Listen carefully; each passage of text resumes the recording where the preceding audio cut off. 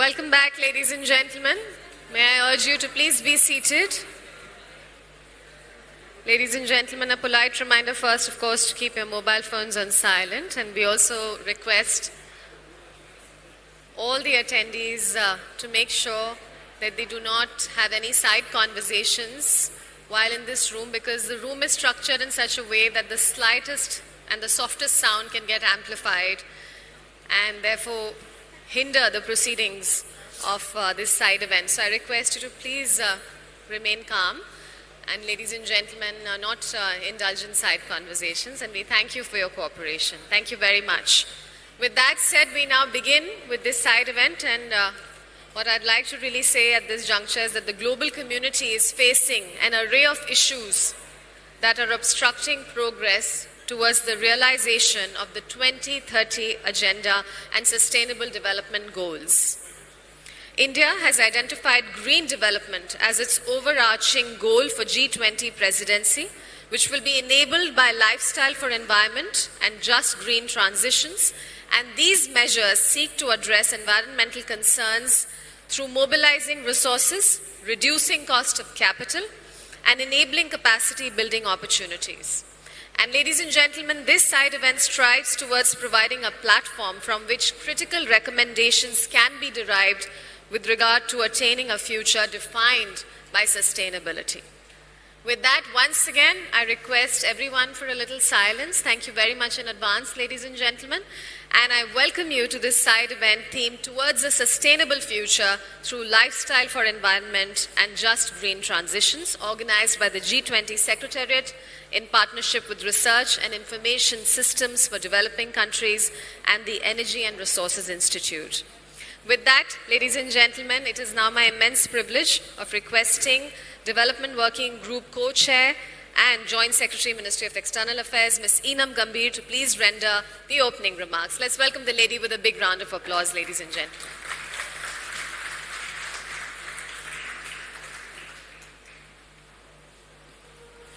Thank you, Aishwarya. Good afternoon to all of you. I hope you've had an amazing and sumptuous lunch, and we're able to have your attention for this very important session.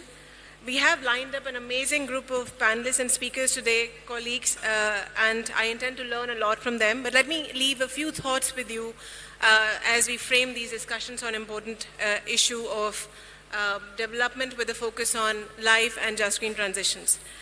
Colleagues, just after the first Development Working Group meeting, Prime Minister Modi had organized the first ever Voice of Global South Summit with an aim to listen and learn directly from the developing countries about the challenges that they face and the solutions that they need from us in G20. More than 125 countries and leaders participated in that summit, held over 2 days, presided by our Prime Minister. The ask was very clear: access to finance, an enabling international environment which supports the transitions that they are going through and makes them smooth, and well-crafted responses catering to their needs and their diverse initial conditions and vulnerabilities. Our discussions in the Voice of Global South Summit left us with a clear message. Development has to be the core agenda as we go forward. And if we make that the core agenda, all our goals, including our climate and environment goals, will be fulfilled. Having said that, the task of doing everything together is not easy, because never before we have seen a country in the history of the world develop without carbonizing. Consequently, we have an international architecture that has allowed or rewarded growth at the cost of environment.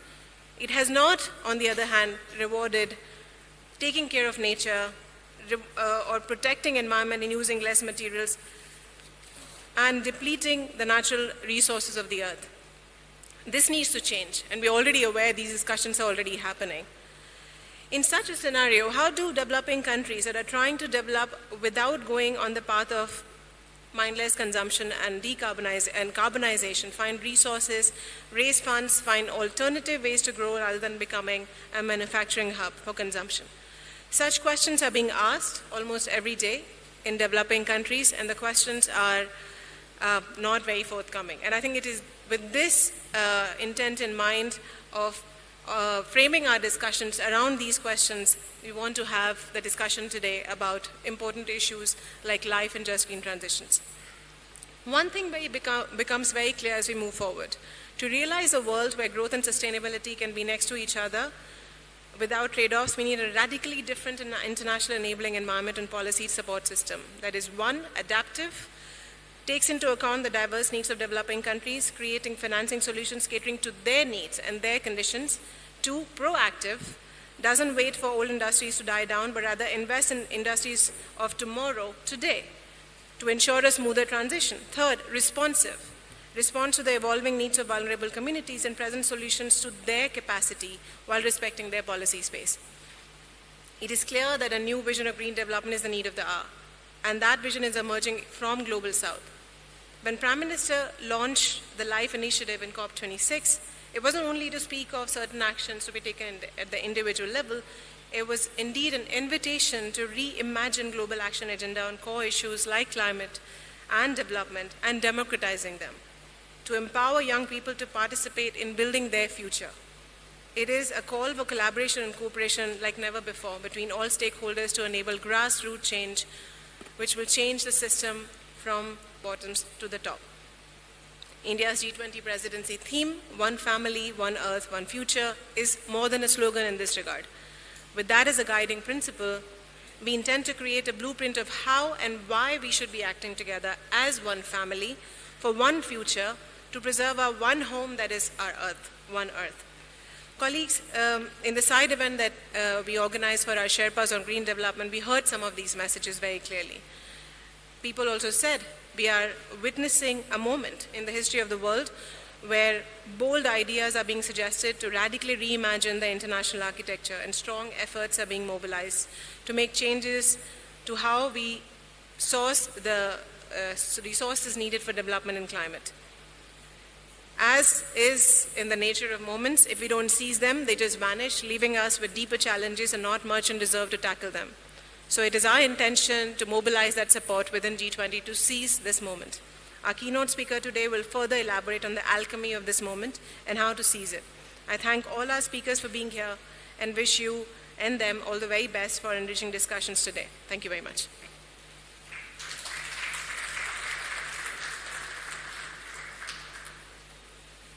Thank you very much, ma'am, for your encouraging and inspiring words that were instrumental in setting the stage and creating a meaningful context for the proceedings to come. With that said, ladies and gentlemen, I now have the privilege of requesting Professor Mr. Avinash Persod for his keynote address. But before that, a little introduction. Ladies and gentlemen, Professor Avinash Persod is the Special Envoy to the Prime Minister of Barbados on Investment and Financial Services member IHLEG on climate finance, and he has published widely on finance and economics and has served on a number of major policy commissions, including chairing the Warwick Commission and the Regulatory Subcommittee of the UN Commission on Financial Reform. He was an expert member of the UK Treasury's Audit and Risk Committee and the Pew Task Force to the US Senate Banking Committee. He's a former governor of the London School of Economics, was elected trustee of the Royal Economic Society, and is a past president of the British Association for the Advancement of Science Economics section. Ladies and gentlemen, please help me welcome him on stage, Professor Avinash Persod, as he joins us for his keynote address. Welcome, sir.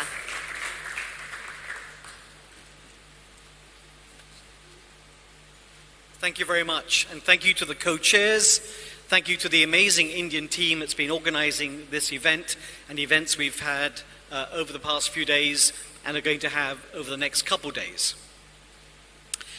When I was listening to the very interesting earlier session, a sort of stray tangential thought crossed my mind about this debate that's currently going on. I wonder if you've been following it, on artificial intelligence. There are those slightly Malthusian people who believe that artificial intelligence is becoming potentially going to take over the world, that when the artificial intelligence is in control of the world, it will look somewhat skeptically at humanity and say, what's the point of humanity? You're rather flabby and wasteful and inefficient, and maybe we don't need humanity anymore. And the principal argument against this Malthusian world is that artificial intelligence is not very artificial, it's man-made, it's not very intelligent, because the key to human intelligence is imagination. We can imagine futures that have not yet occurred. And I think that's what we have to do today. Imagine futures that are very different than where we are today. And once we all know individually imaginative people, our societies are not very imaginative, and so I worry. Indeed, the development paradigms we have today, the clash of development ideas, are largely the result of people finding it difficult to imagine development outside of their own lived experience. Before I sought redemption, I was a banker in London, and I used to visit Frankfurt a lot. Frankfurt is the only place more grey and more wet than London. And so it was a surprise to me when I discovered that Germany had become, for a brief moment, in fact quite a long moment, the world's largest producer of solar power. It's an example of the power of good public policy. How public policy is even more powerful than the most powerful thing in our solar system, the sun. And then, sticking to Germany, you all remember maybe 2020, Germany and Belgium experienced the worst flooding in living memory. People died, huge damage. But Germany is a well-insured place. The GDP impact was 0.1% of GDP. The insurance companies are well diversified. That year, German insurance companies made $300 billion of profits. And so it's unsurprising that someone with that background, and I'm not picking on Germany, anyone with that similar kind of background believes that what we need to do in development is that we need to have more insurance. That people are underinsured. They need to be more insurance. And indeed, with proper insurance, we might be able to find a way of getting the private sector to pay for building resilience for less payouts. And maybe we need better policy. And if we had better policy, the private sector can finance a lot of what we need. And that is a paradigm of development that we hear and we see. It's one which says, finance isn't your problem. Better policies are your problem. And I believe that paradigm is fatally flawed. It's based around a particular experience. And if we stick with that paradigm, we are going to be sunk together. So let's transport ourselves from Dusseldorf to Dominica, say, a small island in the Caribbean. And I'm not just talking about small islands. The United Nations, IPCC, have concluded that 40% of the world, 3.2 billion people, live in climate-vulnerable countries. And for these climate-vulnerable countries, the costs for them of climate change is 4 times, 400% more than the costs in other countries. So 10 years ago, Dominica suffered a tropical storm, Ophelia, that wiped out 45% of their GDP. 4 years after that, they had tropical storm Erica. These aren't even hurricanes, they're tropical storms. It wiped out 96% of their GDP. 2 years later, they suffer Category 5 Hurricane Maria. 226% of their GDP lost in 4 hours. That's a particular experience. Learning from that, climate vulnerable countries cannot rely on insurance. What insurance premium would you have to pay for that? And indeed, climate is an uninsurable event, rising risk of rising correlations. I also learned that after Tropical Storm Erica, they built a number of things which survived Hurricane Maria. You can build for resilience, but resilience building is expensive. So it's uninsurable, they can build for resilience, but it's expensive. There's some cheap things in resilience. Maybe you don't need to build a bigger and bigger bridge, maybe you need to build a collapsible bridge. You need resilient communities, resilient livelihoods, resilient individuals, not just resilient things, but it's expensive. And what is the consequence of us not providing support for that resilience in this world of shocks we're facing today?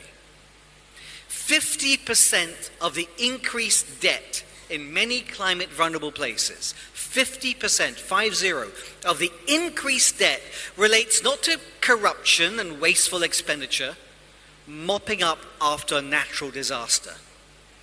Climate vulnerable countries are going to be sunk under oceans of debt long before sea levels rise up. And those consequences of this debt and debt crisis, which we're already seeing globally, has numbers of spillover effects. Much of the migration and refugee crisis, but doubling the amount of refugees we have today, many of them are climate refugees. And here's the other problem. If we're going to save the world, these very same emerging markets and developing countries suffering under burdens of debt, and maybe I should say, when one of the problems that developing countries have is that they have no options when you have a shock.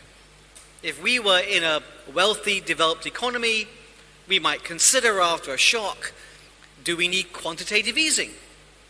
How do can we do a big fiscal boost? Faced with COVID, developed countries spent 25% of their GDP, 25% of their GDP on dealing with COVID. Many developing countries spent 2% of their GDP. And so debt has become the shock absorber in emerging markets and developing countries. Debt is a shock absorber. Debt is rising to intolerable levels. A debt crisis is beckoning. And the same countries suffering this debt crisis are the very same countries the planet needs to be investing in the green transformation. The rich countries have used up almost 70% of our carbon budget. We've only actually got 15% left. So unless we enter the green transformation, the whole world, the whole planet, poor and rich countries alike, are going to suffer the consequences of hitting those planetary limits. And we've already seen a taste of those limits last year with record heat waves, record flooding, the tragedy of Pakistan, 33 million people homeless, 27,000 schools underwater. That is the future we must think and see and not just imagine if we do not act. But how will these countries enter the green transformation? It costs money. It's a burden on development. Why is it a burden on development? Many of the green transformation things we're talking about, whether it's moving in the energy transformation, whether it's creating some of the life economies and life zones of activity that we've been talking about here, the Indian G20. Many of these things have a revenue attached, but they require significant investment. And the investment is extremely expensive. There are tremendous risk premiums around this investment. The same solar farm in Germany, the cost of capital is around 2 to 3%. That solar farm in India, the cost of capital is 10%. In South Africa, it's 15%. In Zambia, it's 25%. That's why it's not happening. That's why the green transformation is not happening with the consequences, the planetary consequences we talked about. And the bulk of that capital cost is a macro risk problem. And that's not the thing being addressed, because I go back to the earlier conceit. The earlier conceit that all you need is better policies and the private sector will come and do development for you has meant that the IFIs and others have been focused on risk reduction around policy, around the sector, around projects, risk mitigation around projects. 75% of the risk premium is a currency risk, is a country risk, not a risk that any of these things can do. And that is why the private sector is not coming. And so let me conclude by saying this is the problem. This is the consequences of us not doing something about it. What future can we imagine if the world behaved as if there was one earth and one family and one future? I believe there's a system of finance that gets us to the $2 trillion a year we need. A system of finance, starting off at the core with the multilateral development banks. We need around $250 billion a year to be invested in resilience, making our economies more resilient. And that is also about investing in natural capital.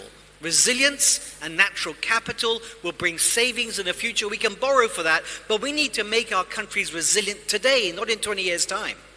So we need to borrow huge amounts of money for resilience, and we can't do it with commercial rates of borrowing.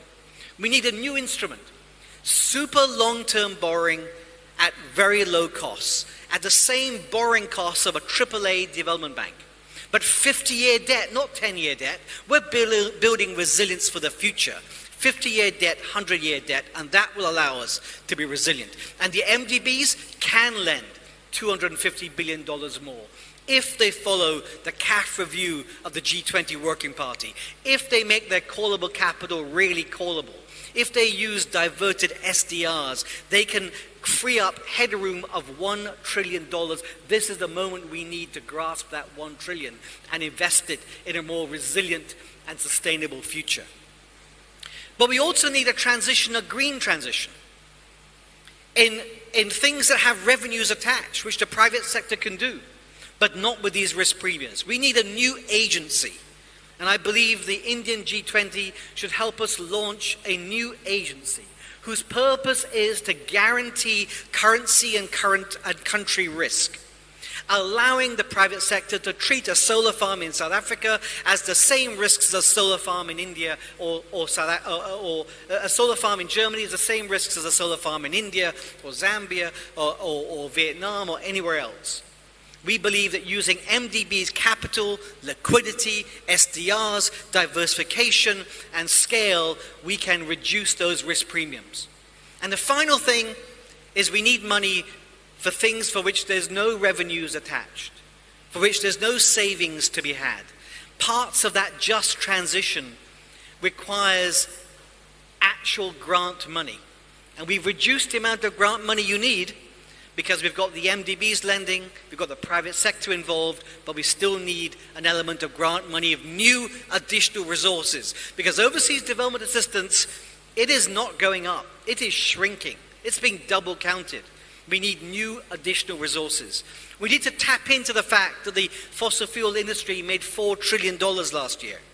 That the finance industry, trading many of short-term activity and not focused on the life future of our economy, is making excessive profits. Small green financial transaction taxes, fossil fuel taxes will fund those grants that we need. So let me end by thanking you for listening to me, for saying that we need a new system of finance. That new system of finance that diverts different sources of finance for different activities, gets the MDBs playing a critical role in resilience, gets the private sector working, unblocking those sources of funding, getting new additional revenues. That is what we need for the future, and without that, the consequences are severe. The very multilateral system, if it fails today, if it fails countries today, fails developing countries today, people will start wondering, what is the point of it at all? Thank you very much indeed.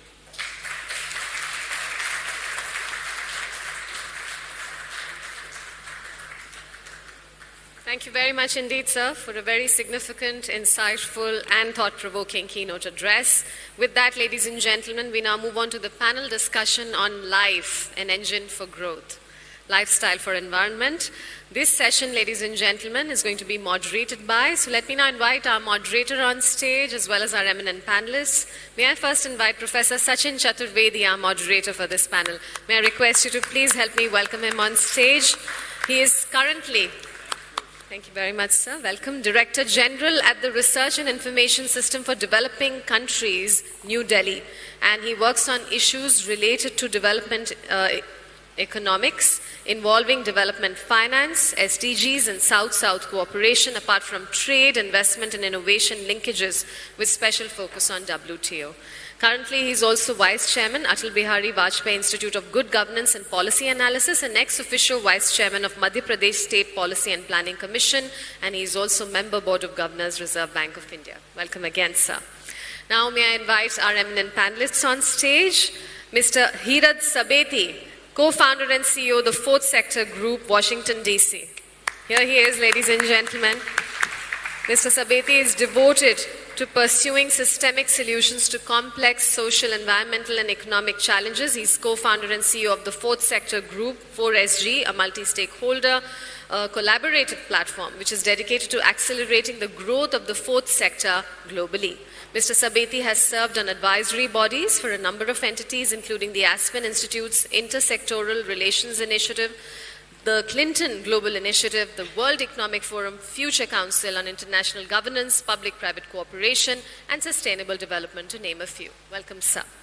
May I now invite Dr. Fahmida Khatoon, the Executive Director at the Center for Policy Dialogue, Bangladesh. Ladies and gentlemen, please help me welcome the lady. Dr. Khatoon is a member of the panel of economists for the 8th five-year plan between 2021 to 25 formed by Bangladesh Planning Commission. She is also a member of the advisory committee for the National Human Development Report to be prepared by the Economic Relations Division, Government of Bangladesh. She was a director of Janata Bank Limited, the second largest state-owned bank of Bangladesh, and a director of the SME Foundation of Bangladesh. Dr. Fahmida Khatoon has undertaken research for several international organizations. Welcome, ma'am. May I now invite Dr. R. Balasubramaniam, the full-time member HR in the Capacity Building Commission of the Government of India. Ladies and gentlemen, please help me welcome him. Welcome, sir. Dr. Balasubramaniam is a development scholar, author, public policy advocate, leadership trainer, known for his pioneering development work with rural and tribal people in Karnataka, India. He founded the Swami Vivekananda Youth Movement, a development organization based in Saragur, when he was 19. After spending 26 years in development work amongst rural and tribal people, he pursued academic degrees in leadership, organizational development, and public policy. Warm welcome once again, sir. May I now invite Ms. Celeste Cristina Badaro, a Brazilian diplomat. Ladies and gentlemen, warm welcome to you. She is currently working at the G20 coordination in the Ministry of Foreign Affairs. She has experience in economic affairs, development cooperation, tax negotiations, environment, and consular affairs. And she has had postings at the Brazilian embassies in Amman and Oslo. And she has a bachelor's degree on economics with the Federal University of and International Relations Catholic University as well of Minagere. Warm welcome once again to all of you. And with that, ladies and gentlemen, I'm now going to request our moderator to please take over the proceedings, Professor Sachin Chaturvedi. Sir. Thank you. Thanks a lot for this very generous introduction for the panel and for having us here to discuss this whole concept that has been so well articulated in the keynote address by Professor Avinash in terms of LiFE engine for economic growth, and what he referred in terms of a new paradigm that we need for economic development, and for us to take forward this challenge in a meaningful manner, in a way that countries and G20 may address. I think it's important for us to explore different facets of this development, and I'm so glad that I have extremely accomplished panel today. I would very much like to mention in terms of how we are thinking in terms of this transition, in what way we can think in terms of the new development paradigm, and particularly the recent crisis, all of that so well explained by our keynote speaker today.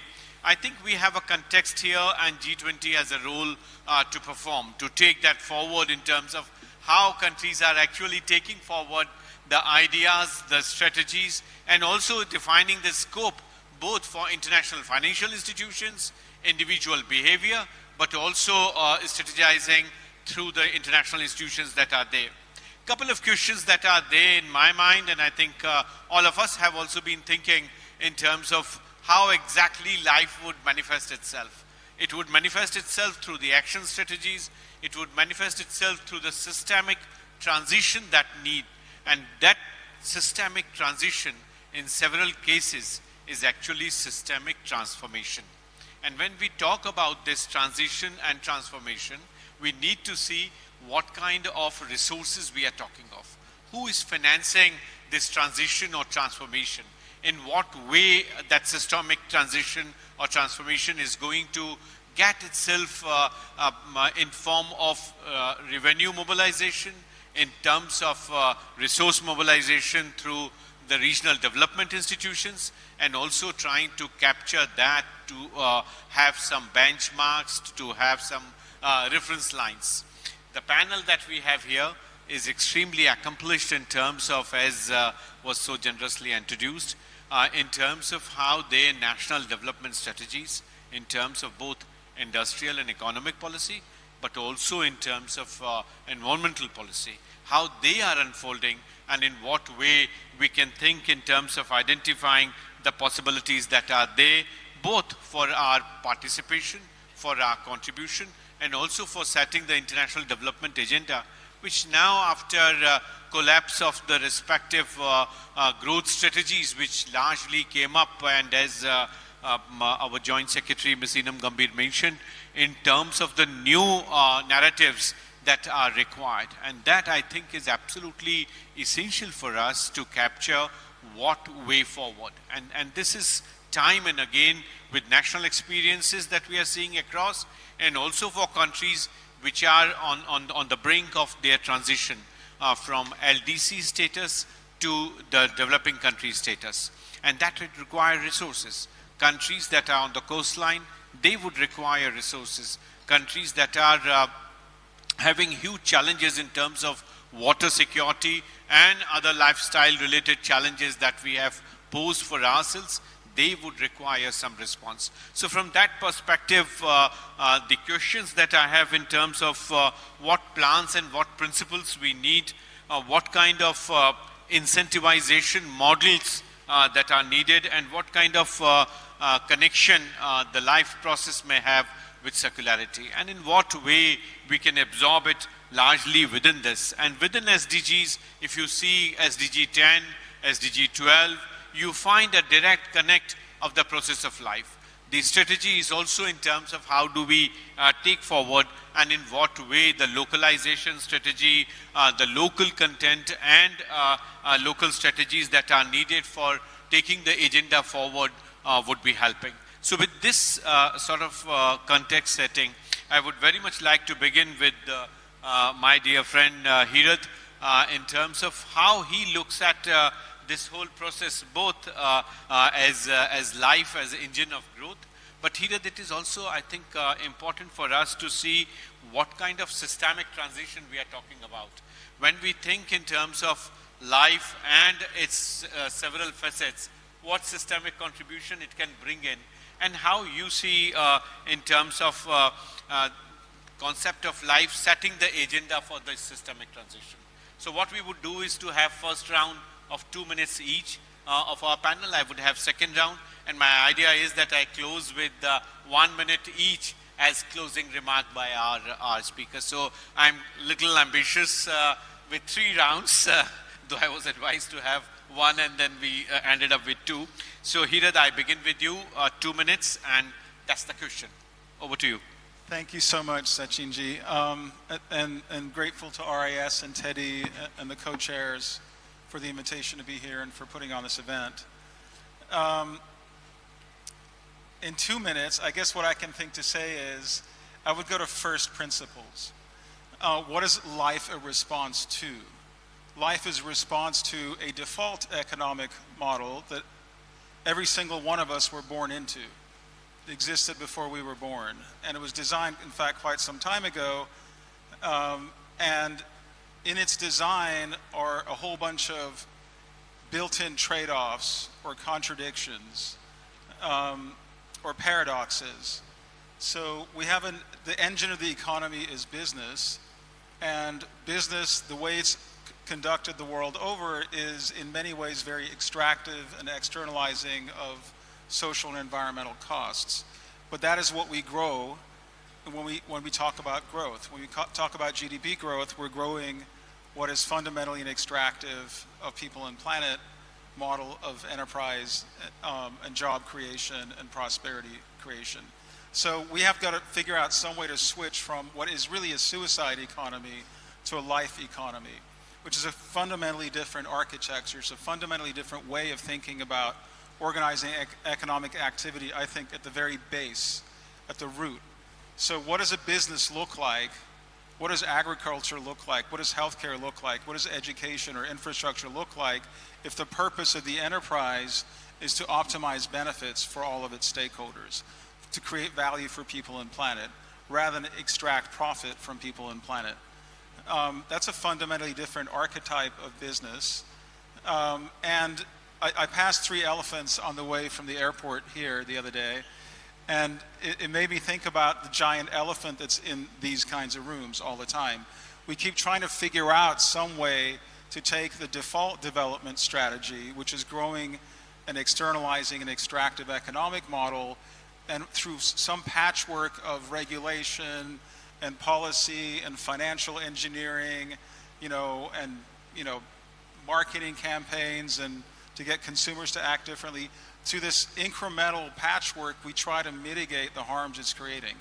But the Sustainable Development Goals have only been around since 2015, and they're still not the dominant way any country runs their economy.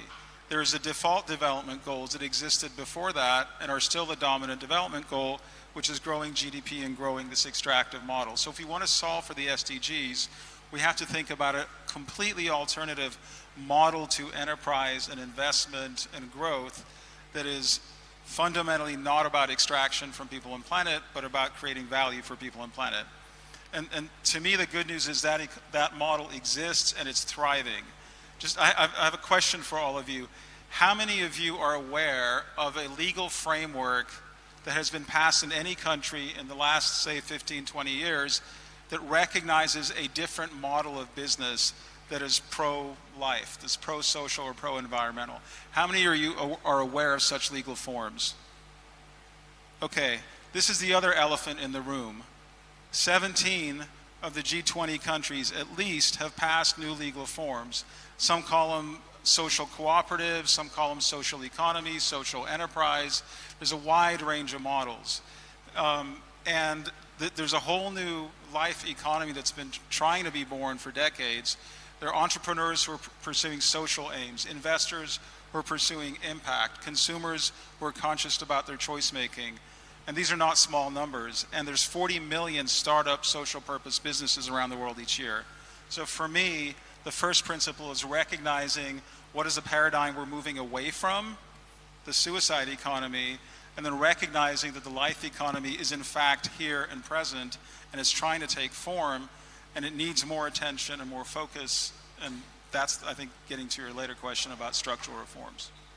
Thank you. Thanks a lot, Hirat. And I think it's important for us to realize several sort of different lexicons that we are using in development literature, and sometimes we get lost with that. And as Hirat rightly pointed out, a large number of countries within G20, they have evolved some framework. So I think it's important for us to recognize. Let me now go to another very dear friend, Famida Khatun. Famida has been leading development agenda, particularly SDGs in Bangladesh. Bangladesh is also grappling with the major challenge of climate crisis. So how you see, Famida ji, in terms of LiFE coming in and bridging the crucial gap and the conceptual framework, and also in terms of future agenda when we talk about development debates or we talk about the climate change debate, particularly in context of Bangladesh, how you think that can help in taking us forward? Thank you. Thank you very much, Dr. Sachin. I'm really honored and privileged to be here. And you have rightly pointed out that Bangladesh is grappling with the impact of climate change, like many other developing countries and LDCs.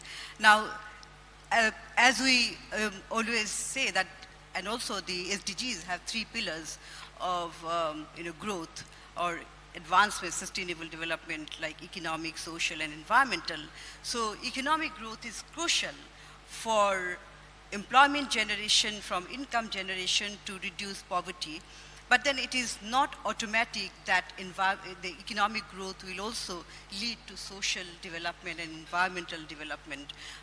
So that's why we have seen at the global scale also that many countries, including the developed countries, economic growth could not reduce the inequality. In fact, when we are talking about the inequality reduction and the sustainable development goals, when those were formulated, we had to remember that during the MDGs, the missing link was the reduction of inequality. Though in absolute numbers, poverty might have reduced, but we could not do quite well in terms of inequality reduction. Similarly, environmental degradation has also not been addressed adequately.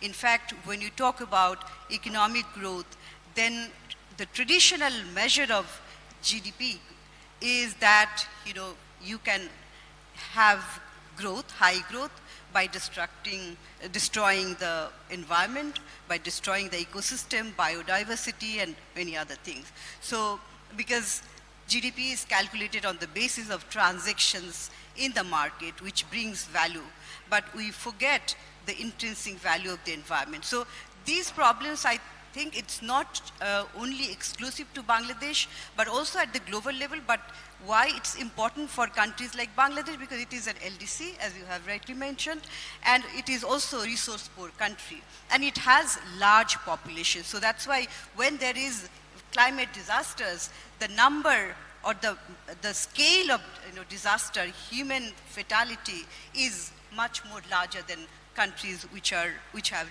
lower population. So I think I'll just touch upon the policy issues because your questions also focus on that, what kind of policies. Since I'm an economist, I would look at the economic point of view. I think here both fiscal policy and monetary policy have very important role, and these also have to also be coordinated with other sectoral policies like trade policies, industrial policy, agriculture policy, and all these. Fiscal policy, just 2-3 points that for social inequality, for social development, taxation, progressive taxation, just taxation is a measure to reduce inequality through domestic resource mobilization, through effective taxation, tax mobilization. The government has fiscal space for investment in infrastructure, but that is not only on physical infrastructure, but also softer infrastructure, health, education, social development, all this. And another also, that traditional way of resource mobilization through taxation, in addition to that, we also have to think of new ones, which many developed countries have already are pursuing, that is like polluters pay principle. On the basis of that, carbon taxation is another way.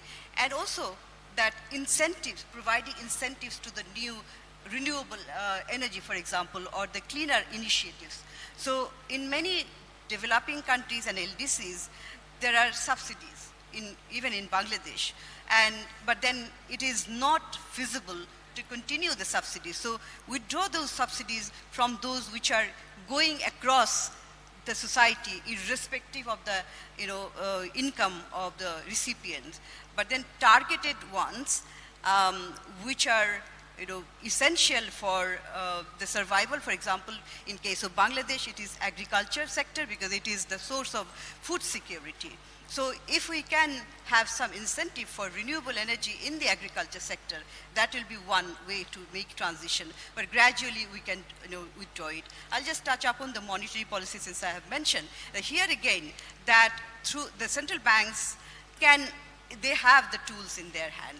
Nowadays we are when we are facing high inflationary pressure, And the poorest ones and marginalized people are the most vulnerable victims of these high inflationary measure. So through interest rate mechanism, you can address, you can reduce the pressure, and also through interest rate, through access to finance, making easy the finance, easy finance through concessional rates or zero interest rate for those which sectors are green, and particularly for the smaller ones, small and medium enterprises who have been actually started to face the difficulties since COVID period. Now with the war, it has accentuated. So these are the two policy mechanisms. There are many components of this, but I have just touched upon. So what my message is that, so it is, since you have also mentioned that it is a comprehensive issue. We should not look at this as a silo, and it is not an issue of the Ministry of Environment only. It is also not an issue of the government only. It is an issue of the people and citizens who are at the grassroots. And as you have mentioned that we have this citizens platform on SDGs, where we have seen thousands of NGOs who are working at the grassroots level. They are actually promoting the implementation of the SDGs and through their localized knowledge. Thank you. Thank you. Thanks a lot, Dr. Fahmida. Let me turn to Dr. Balasubramaniam. Baluji, as we call you, guru for our development students here in India, the development community. As Dr. Fahmida Khatun mentioned, individual behavior is important, and some nudging through several instruments that she just now mentioned are important, and they would go a long way. I want to ask you, being an economic development theorist and practitioner, how you see a possibility of us evolving an integrated development framework, outcome of which is the lifestyle that naturally promotes not only through incentivization or penalization, as Dr. Fahmida mentioned, but in terms of natural outcome of our development strategy, how is that possible? Over to you. Thanks, Sachin.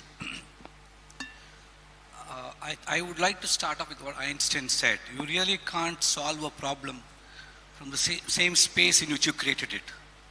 And we seem to be focusing on solving this problem from that space. That's my concern. So I think the word itself, and beyond the semantics, when you say life economy, our focus seems to be on the economy part of it. I think we got to start focusing on the life part of it. And to me, what is so special about this term is life makes it personal. It makes it my responsibility, like what Fahmida was talking. It's very intimate. So I'm going to possibly share thoughts from how a person on the grassroots would see it, and for whom it really matters, the Antyodaya concept that we speak of in India. How does it look for him? I think it has to be a new paradigm, like Professor Avinash said. It's not about just, and paradigm is the different way of thinking itself. And how would I think about it? It's about the kind of investments we make. It's not the financial investments we make. And we got to be a little more clear about it. It's going to be the investments we make on building human capital. It's going to be the investments we're going to be making on building social capital. And then these are going to have economic consequences, which is going to be the life economy. So if we're looking for outcome of life, we got to redefine where our investments are going to go, put it on human and social capital.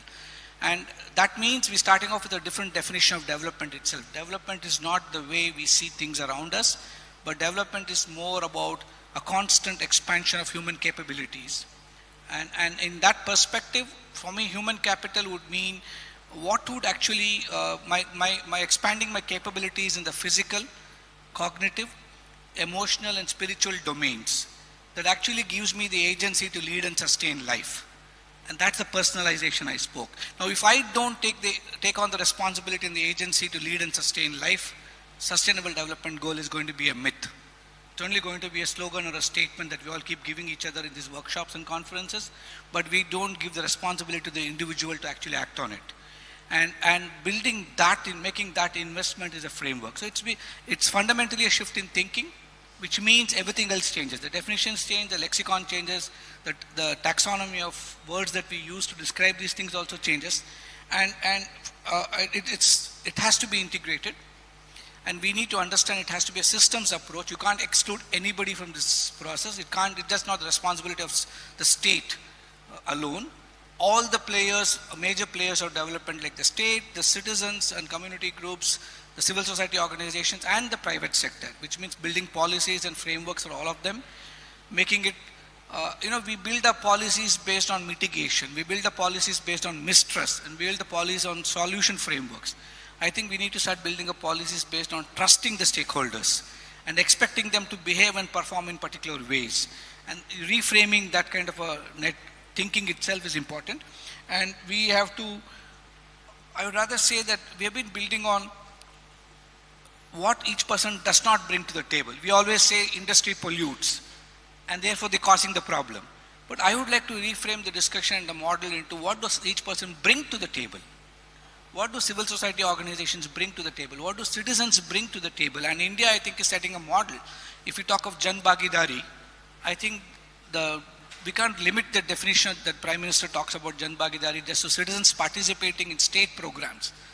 It is much deeper, like what Famida said, where citizens actually take ownership, custodianship, responsibility for delivering on all these things that we talk about.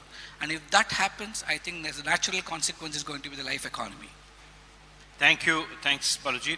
Let me turn to you, Christina, now to take that conversation forward. More in terms of the paradigm shift that, as a question I posed to Balaji and he responded. I think now the issue before us is in terms of how this paradigm shift that we are talking about under SDG Goal 12, we have already talked about sustainable consumption and production. What kind of issues are coming in when we talk about the lifestyle for environment, when we are already discussing sustainable consumption, sustainable production, the idea of circularity? Do you see a fundamental change happening, both as Famida said, at the individual level, at the systemic level, as Balu mentioned, and what we heard from Hirad in terms of adopting that change and adopting that at a larger level? Do you see that the trend is emerging now in terms of we going towards that new paradigm of development? Thank you, Professor Sachin. Thank you to all my panelists here with me. First, I'd like to thank India for inviting me to this panel. It's been a pleasure to stay here in Kerala for the past week, enjoying the calm of the backwaters and engaging in Sherpa negotiations, which are trying to find some possible common ground between our countries. I was particularly happy to be invited to this panel on LiFE. Since we need urgent action on climate, I don't need to reiterate here the dire situation that Mr. Avinash has shown us. We are right now at the midpoint of the 2030 agenda, and we are off track to get it, so we need to bring concentrated efforts to really scale up efforts on it. I think that LiFE, it's deeply embedded in the agenda we already have right now within the 2030 agenda. It has a close relationship with SDG 12 on sustainable consumption and production. It could be a direction to follow to moving forward. We have to strengthen the collection of data, as was shown in our first panel this morning, so we can instrumentalize public policies that are conducive to life. For example, on target 12.5 on waste reduction, we've seen here the beautiful work that is being done in India this morning in the presentation by Mr. Siddharth Handi. And in Brazil, we are also scaling up efforts on it. We have a national solid waste policy that we share the responsibility of waste collection between states and producers. So we try to get them together, and we've managed to get some success, and 74% of municipalities in Brazil have some type of sorting program of waste. Another example that we can have within the SDG 12 framework is the target 12.7 on public procurement. And it actually has, this is a very interesting one, because it has a doubly positive effect on public procurement. Because on the one hand, it encourages consumers should demand greater degrees on sustainability, and on the other hand, it also incentivizes producers to try to have more sustainable production patterns. Another example that we could bring also is on target 12.8, which is to bring awareness in relevant information. So for example, we could have a seal of energy efficiency on items so consumers can make better informed choices, and they have more information so they can have better, more sustainable choices. And this is a way where the public sector and consumers can work together to try to achieve more sustainability. Right now we are at the midpoint of the 2030 agenda, and we are off track to achieve it. This year we have the India G20 presidency that is bringing this forward to the agenda. We also have the SDG summit going on at the UN in September. So this is a very special moment to try to scale up efforts, both on the broad 2030 agenda and SDG 12 in particular, which India has wisely put up front center in their agenda. We are negotiating the action plan to accelerate progress on SDGs and the high-level principles of LiFE. So we have our work set up to us right now for the next few days. We'll see how we're going to advance on that. Thank you. Thank you. Thanks a lot, Christina. I think with this first round, we have done pretty well with our time. We still have around 20 minutes. So let me start with you, Christina, back in terms of how what you just now mentioned in terms of the sustainable consumption production, the energy efficiency, and also data and evidence-based policy making. Do you see this becoming part of a multi-year discussion agenda in the development working group? Do you see that possibility now that Brazil would be taking over and take the agenda forward? Yeah, we have a heavy mantle to carry for the next year, following up on this ambitious work and amazing hospitality that India is setting for us here. We have a very good context right now within G20 with 4 presidencies of emerging countries, with Indonesia last year, India this year, Brazil, and then South Africa. But also, as I've mentioned, we have a broad international context with the SDG Summit this year and the Summit of the Future next year. And also in my country, this is an exciting time in the development environmental agenda. We have both internal changes that we just had in our government right now. For example, our Ministry of Environment just changed its name to Environment and Climate. And within the Ministry of Foreign Affairs, which I'm part of, we just created a Directorate for Energy and Climate. And also we have a bid to host COP in 2025. So we are eager to participate in this agenda and to keep the momentum moving forward. We are also those 4 emerging countries in G20 presidencies. We share many similarities. We work closely together both here in G20 and also in other fora. I am particularly excited for next year when we have IBSA, Troika with India, Brazil, and South Africa. I think it's going to be interesting. So I think we have many common agendas in energy transition, in climate financing, in poverty reduction, and we'll definitely work very closely together to keep this momentum going forward in accelerating SDGs and pushing the climate agenda forward. Thank you. Thanks a lot, Christina. Our keynote speaker today, Professor Avinash, raised this very important point of raising local resources. And when we talk about globalization and localization, Balaji, I come across this unique initiative that you have provided leadership to in India of social sector stock exchange. And this was introduced, you are chairing the advisory committee to SEBI. How you see developing countries raising resources through social stock exchange? What kind of revolution is this? And in several countries, we haven't succeeded so much. So how you see this possibility in India? Thanks, Sachin. I think it's a very new experiment. Even before a formal announcement of the LiFE economy was made, 2019, the Indian government decided that it's going to set up the social stock exchange. Like you said, 14 other countries have tried with, I wouldn't say complete failures, but differential levels of success is what I would put it. Whether it's the London Stock Exchange or different experiments in the US to now India, even small countries like Jamaica. Now, essentially, when you talk of the social stock exchange, what do we mean? The moment we say a stock exchange, we think it's a transactional entity which oversees trading. But essentially here we are not trading, we are listing organizations. So I would put them in three buckets: the supply side of the equation, the demand side of the equation, and the central regulatory piece. Today in the world of philanthropy, the way we understand it, it's also moving towards impact investing. But in philanthropy, essentially recipient organizations are self-accountable and not really held accountable. No, I declare my accountability based on my sense of good fairness and justice and all that.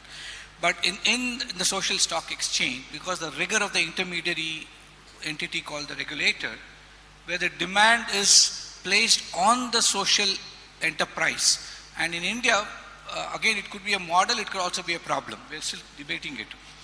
Most countries have defined social enterprises, and in the international lexicon, we have 62 different definitions of a social enterprise.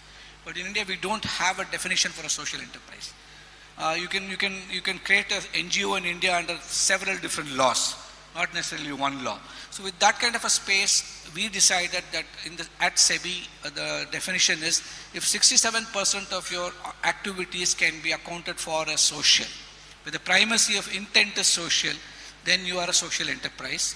You always need money, and financing is so inconsistent. We never get funds on time, we never get it continuously to actually generate social impact. Everybody talks of impact, but the instruments of finance to generate the impact is not available. The supply side is not there. So this social stock exchange enables a platform where the demand side system, ecosystem is actually monitored, held accountable, they're listed and registered, and they're measured for performance. A new brand of social auditors are getting created, they actually measure social impact. The supply side, there's a reassurance from the exchange that your money is going to be protected. Their investment is risk covered. There's an intermediary which makes a risk investment, and then based on social impact that is produced, the investor actually pays for it.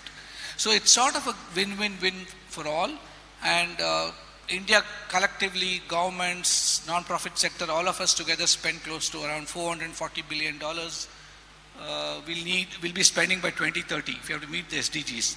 But we'll need an equivalent amount, and that amount exists in the country, but generating the awareness to put it into these kind of sectors did not exist. So social stock exchange creates that space and platform and gives a structural advantage to operate it from. And if India succeeds, which I think we will, it can be a model not just for Global South, for the entire world itself. Thank you. Thanks a lot. Famida, let me bring you in now with this idea of focusing on what action we require at the global level to have sort of ecosystem for individuals. So how the globally designed projects, globally designed policies can deliver an ecosystem that is relevant for individuals. Thank you. Yeah, when we're talking about finance, so the financial architecture is such that particularly with regard to the environmental, climate-related finance, so if you see the requirement, compared to the requirement, the available amount is far, far below. So that's one understanding. Second is that the available resources are increasingly biased towards mitigation activities rather than adaptation activities, which are the needs of the vulnerable countries, which are climate vulnerable. The third one is that also that the governments have limited resources, so they have to rely on the private sector. But if you look at the pattern of private sectors, they would invest in, make investments in projects which are financially profitable, which gives good return. So it's always like they would be more enthusiastic in terms of investing in renewable energy, for example, rather than building a cyclone affected structure. So those things are, are kind of public good in nature. And the responsibility for looking at the public goods relies on the government itself. So now, and government has to look after the people. So the individuals at the grassroots level or at the individual level, they don't have access to resources unless and until the government has a flow towards, to the below. So what is happening, ironically, is that now countries which are graduating, for least developed countries, so the financial flow will squeeze. It has already started, and so the finance for the non-government sectors and the COCs, that flow is also squeezing, reducing. So I see a real challenge how these organizations which are working at the grassroots level, who are in charge of creating awareness at the citizens level, at the individual level, how they are going to survive. That's a real challenge. And there, I think, resources have to be mobilized from various sources. I mean, at the international level, we have to think of, many financial instruments are there, but also some global resources. For example, aid for trade, typically which looks at the trade-related, funding. But how this can be also channeled or linked to the climate-related projects, we can quite easily do that. For example, support through this window, support to diversification of environmental goods and services, or cleaning the supply chain. All these that can be done on also capacity building. One thing has to be also remembered, that even if you have some sort of awareness, then where is the capacity? Where is finance? Where is technology? So all these three components have to be combined together for making a substantive impact at the grassroots level, at the individual level. I'll stop here. Yeah, thank you. Thanks, Dr. Fahmida. Hirat, what do you think G20 can do in terms of taking the agenda forward? What we heard from all of our panelists, how they can take this forward? 1 minute. Well, I think this particular year and this particular presidency has a unique opportunity to make a massive difference in terms of breaking out of the gridlock that the development sort of world is stuck in. And I think experiments like the social stock exchange that India has launched, and I was sitting next to Professor Avinash at lunch, and he was talking about a special economic zone in Barbados.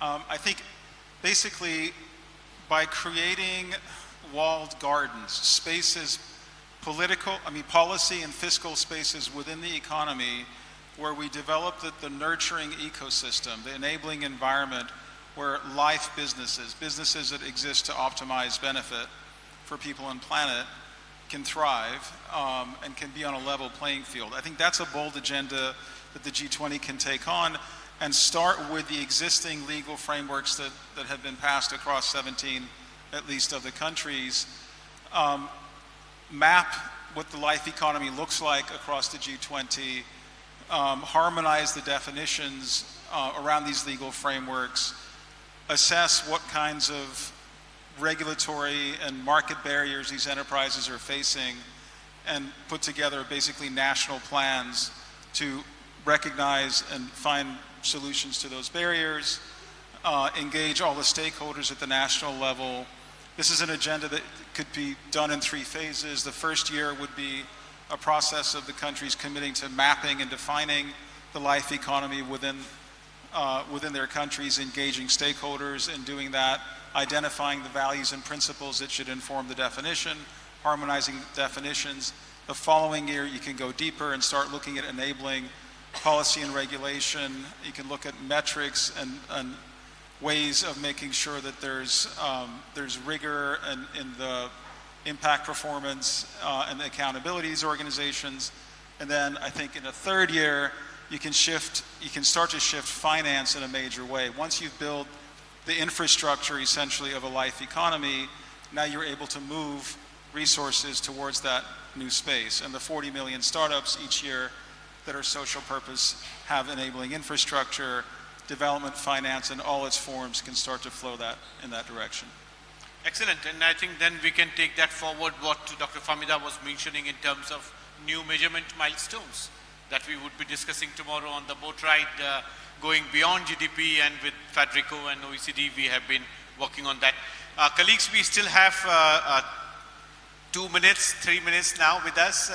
Is there any clarification from the floor or any observation from the floor? So the floor is open now.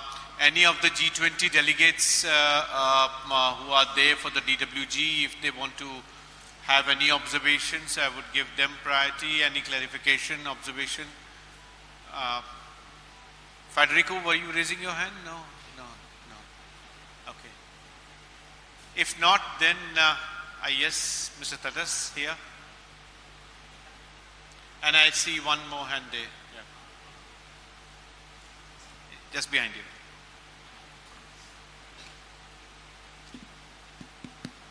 Thank you. In fact, it was very enlightening to listen to all the esteemed panelists here. As we all know that the existing growth models have been unsustainable, and the consensus is that we need to move towards sustainable developmental models.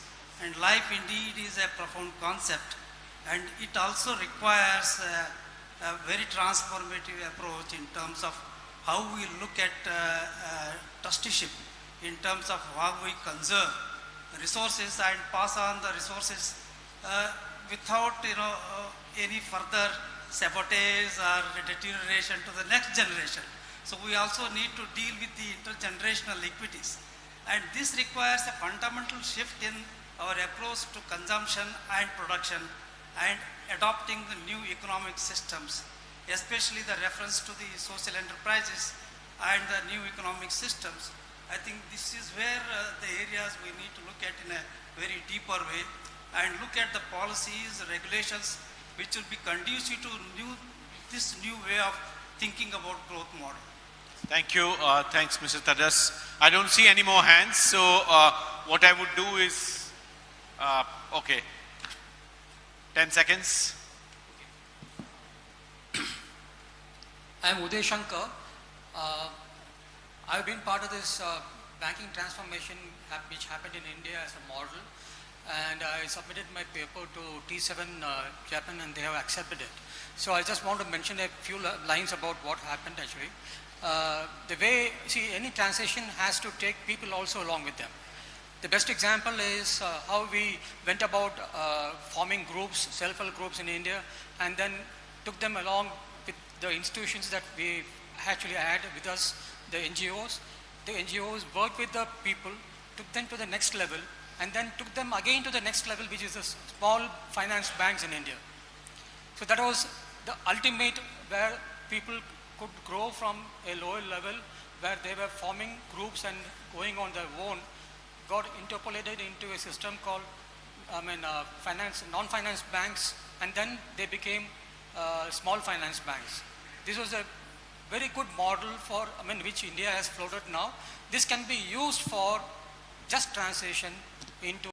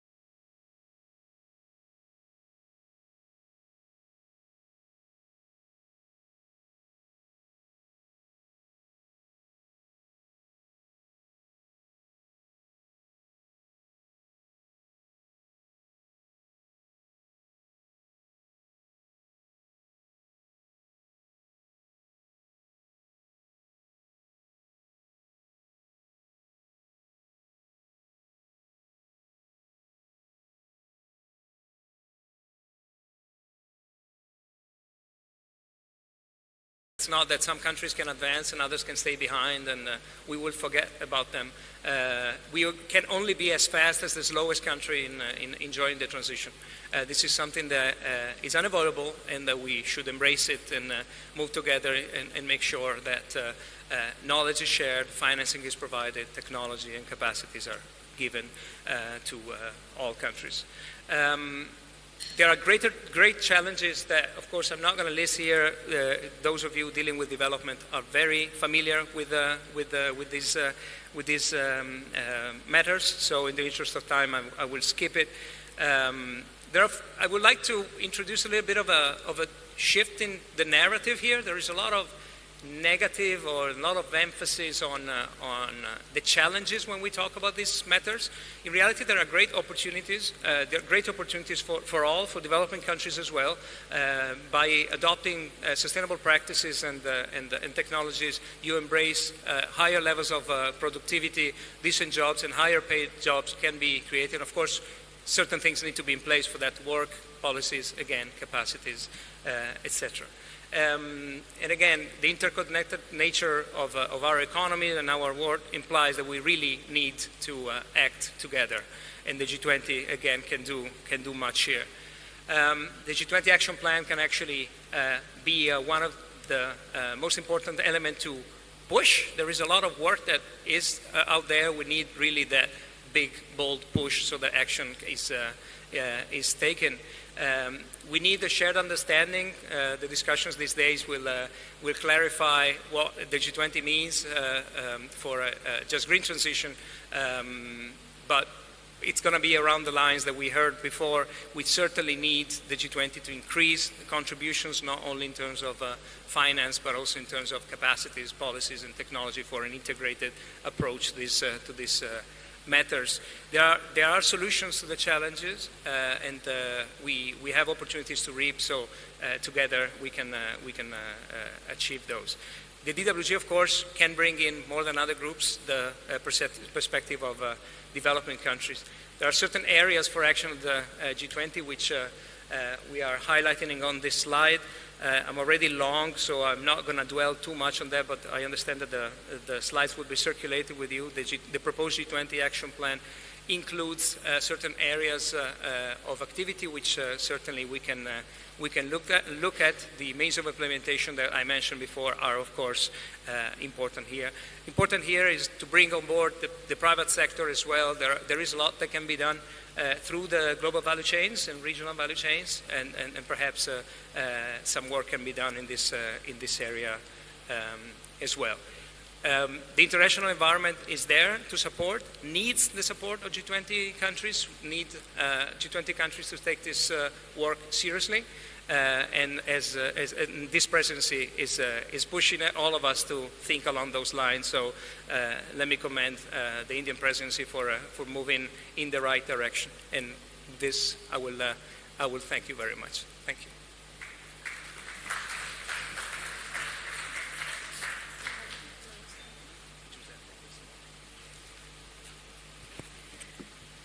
Thank you very much, sir, for that wonderful presentation. And now, ladies and gentlemen, I'm requesting him to kindly be seated on the dais because we start with the panel discussion. Let me now invite on stage our moderator for this discussion, ladies and gentlemen. May I invite Ms. Sunaina Kumar, Senior Fellow at Observer Research Foundation and Executive Director at Think 20 India Secretariat. Welcome. Ladies and gentlemen, to introduce her briefly, she's been a journalist for over 15 years and has reported on development, gender and culture. She has worked as a senior editor with the Indian Express, Open Magazine and Tehelka, and has contributed news features to The Guardian and BBC, Al Jazeera, India Spent and Mint, amongst others. She's also written on India's foreign policy for the European Council on Foreign Relations, and as an independent journalist, she has reported on a variety of subjects from different parts of India, Germany and Bangladesh. Very warm welcome once again. May I now invite back on stage Professor Avinash Persod, Special Envoy to the Prime Minister of Barbados on Investment and Financial Services member IHLEG on climate finance. Ladies and gentlemen, though he has been introduced earlier, but for those of you joining us now and also for viewers online, Professor Persaud has published widely on finance and economics and has served on a number of major policy commissions, including chairing the Warwick Commission and the Regulatory Subcommittee of the UN Commission on Financial Reform. And he was also an expert member of the UK Treasury's Audit and Risk Committee and the Pew Task Force to the US Senate Banking Committee. Welcome back again. Let me invite on stage Ambassador Manjeev Singh Puri, Distinguished Fellow Terry. Ladies and gentlemen, a big round of applause for Ambassador Manjeev Singh Puri. He joined the Indian Foreign Services in 1982 and has served as Ambassador of India to the European Union, Belgium, Luxembourg, Nepal, and as Ambassador and Deputy Permanent Representative of India to the UN. Also, major areas of his experience and professional focus relate to the environment, in particular climate change and sustainable development. Ambassador Puri was a lead negotiator for India at the UN on issues relating to post-2015 development agenda, sustainable development goals, and at the UN Conference on Sustainable Development held in Rio de Janeiro, Brazil in June 2012. He was also a key member of India's delegation at various climate change negotiations, including the Conference of Parties of the UNFCCC in Copenhagen, and before that at Montreal, Bali, Bonn, and also Poznan. Welcome again, sir. And with that, ladies and gentlemen, let me invite Mr. Ratish Balakrishnan. He's the co-founder and managing partner at Sattva Consulting. Mr. Balakrishnan builds functional and sectoral expertise at Sattva and leads the Sattva Knowledge Institute, Sattva's official knowledge platform. He has worked with several foundations and non-profits across India, Africa, and Southeast Asia on conceptualizing and implementing large-scale solutions. He also has expertise in building state capacity on a wide range of focus areas and enabling data-led decision-making by the government. Welcome. With that, I now hand over the proceedings of this session to our moderator, Ms. Sunaina Kumar. Ma'am, take it away. Thank you, and thanks for that very kind introduction. Good afternoon to everyone. We are here to discuss just green transitions, a comprehensive integrated approach. That is the panel. And well, we are here to discuss also the role of the G20 in delivering the promise of a people-positive just transition for all. Social inclusion, prosperity, and decent jobs while delivering climate goals is at the crux of just transition. However, every country has their own economic, social, and environmental conditions, and so every transition is going to be country-specific. But there are common challenges facing developing countries that hold them back from realizing a just transition. And these span finance, technology, and capacity building. Of course, we've heard a lot of that in our keynote speeches as well today. To get past these challenges, global cooperation will be necessary. And to discuss some of these questions, we have a wonderful panel. We will be opening this up to the audience just at the end. And for now, I'm going to jump straight in. Professor Persaud, I'd like to begin with you. And I'm going to ask you the classic question on just transition, which is how can we create just transition that also allows developing countries to achieve economic growth? What is the development paradigm that the G20 needs to focus on to reduce the trade-offs between development, environment, and climate agendas based on the principles of justice and equity? Well, it's a critical question. The reason why the green transformation is not happening in developing countries is because it's very costly. And it's not good enough to say that green renewable energies make money. They make money in certain environments. They make money when the cost of capital is as low as it is in developed countries. They actually don't make money in emerging and developing countries. And then that's assuming we start off with a clean piece of paper. But what about the costs of the transition of decommissioning existing institutional infrastructure? What about the social costs of that transformation? We're talking about trying to support a major transformation in South Africa out of coal, one of the world's largest producers, consumers per head of coal. Well, imagine you switch. What happens to that that mining town, what happens to those 45-year-old, 50-year-old people who are going to find it very costly? So in environments where transitions are costly, we need an external solution. And it makes sense that there's an external solution because we're accelerating this. If it was to happen at its natural pace, it would happen, but it would happen slowly, and it would happen too slowly for the planet.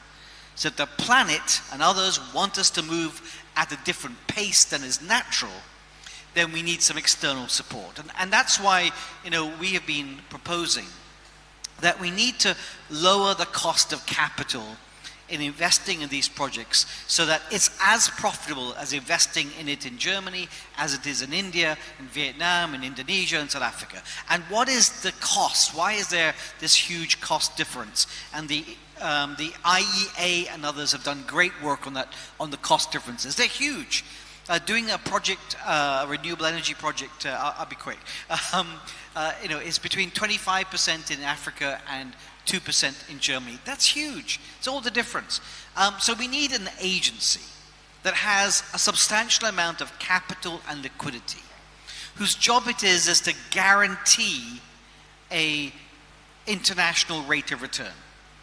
And I believe that it's actually commercially viable to do that, because these risk premiums, if you like, could be earned by the agency and turned into a global public good by lowering the cost of capital. But for that to happen, the agency needs to be diversified. It needs to be able to go through the good times and the bad times, so lots of capital and liquidity. We're calling it a just green transition financing investment trust. Needs to kick off with $20 billion or so, and it needs to have support from other existing institutions and make them bigger and bolder. And that's what we need to make this work. Thank you. I do have a very quick follow-up question for you, which is really the perspective of small island nations which bear the brunt of the climate crisis. And of course, if you were to put that hat on, do you think that the G20 is making space for this agenda? And many of you have heard me talk about green transformations, which of course are not really about small island developing states at all.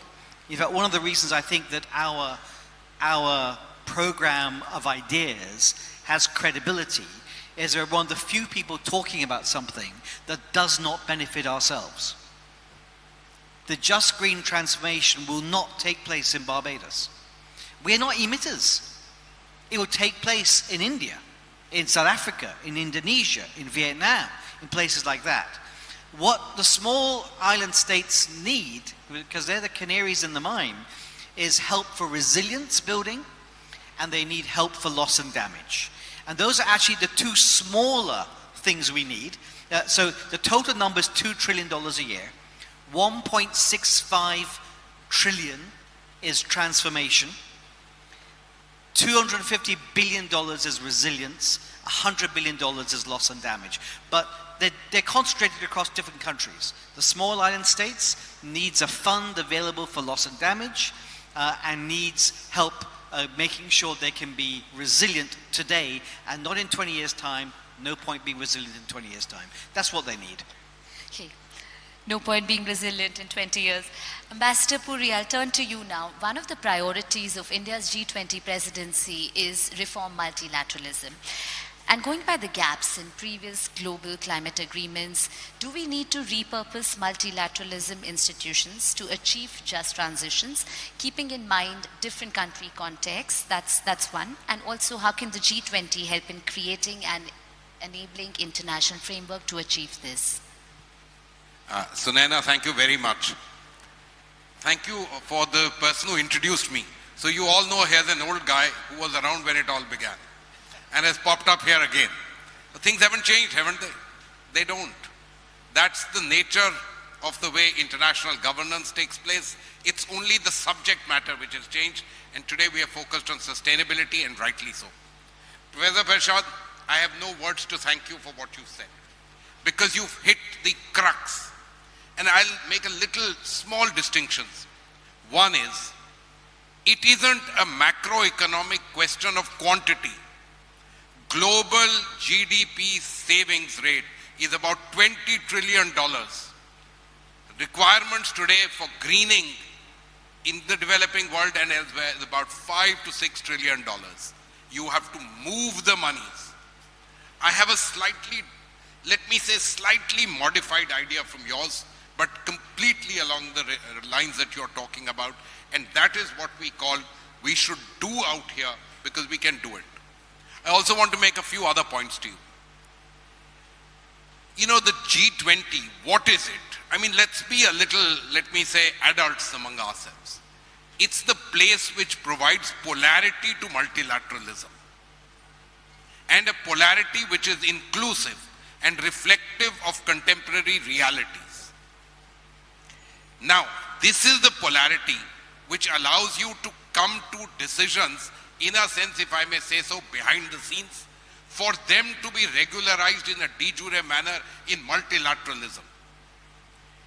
When all of this began, and I'm leaving out the finance minister's track and the Asian crisis, but when it started in 2008 with the heads of state and government, what happened?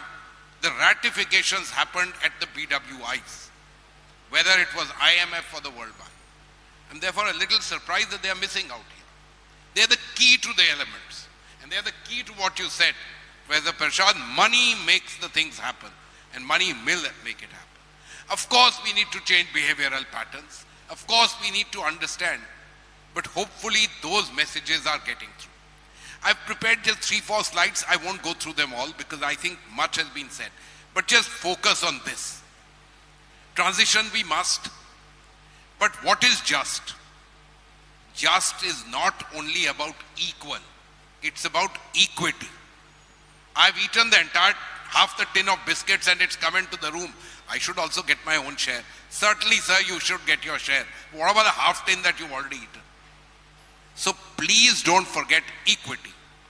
And again, Professor Prasad hinted at it, said it quite beautifully in elegant language. Let us remember who is responsible for this cloud which is hanging over us and which has raised global temperatures and which is causing all the kinds of complications that we are thinking about. There is element of greed, but there's also element of the way the world developed. Can we really change it? We have to change it. But we have to change it in a manner that we can accept the change. Incrementalism is also an important element. When we look at green, let's look at the issues. Money, I'll come to that. Money is central, especially to this development working group. But let's look at technology. Let's stop demonizing things. Renewables, great, fantastic. There will be problems. Let's remember that. Let's not demonize nuclear. Let's not demonize new kinds of technologies which are coming. There are many things that people are talking about. I have deliberately written methanol. In India, it raises hackles. Regenerative agriculture. There's so many things. But don't demonize things. We need to perhaps move away in a very simplistic manner, if I say, away from the carbon-run world that we are looking at. Ma'am, let's look at the next slide. Whoever is controlling this. Yeah, people, of course, lifestyle is the most important element, sustainable consumption. But let's be smart. Because if you cut down, it has implications for growth. And there are serious problems. Let's not kid ourselves. I think my colleague from Bangladesh said it very well. There are costs to greening. And in the developing world, I'm afraid some of those costs are not so easy to simply look the other way. Again, I refer you to Professor Prasad and his mentioning debt as the solution to what happened during COVID. So think through these particular things. They are important because you have the polarity of power or the power of polarity here with you, and you can therefore affect what multilateralism will do de jure.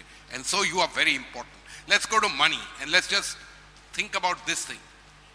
There should be no doubt. And so Naina, this takes me back to your fundamental question. What should be done with the multilateral institutions?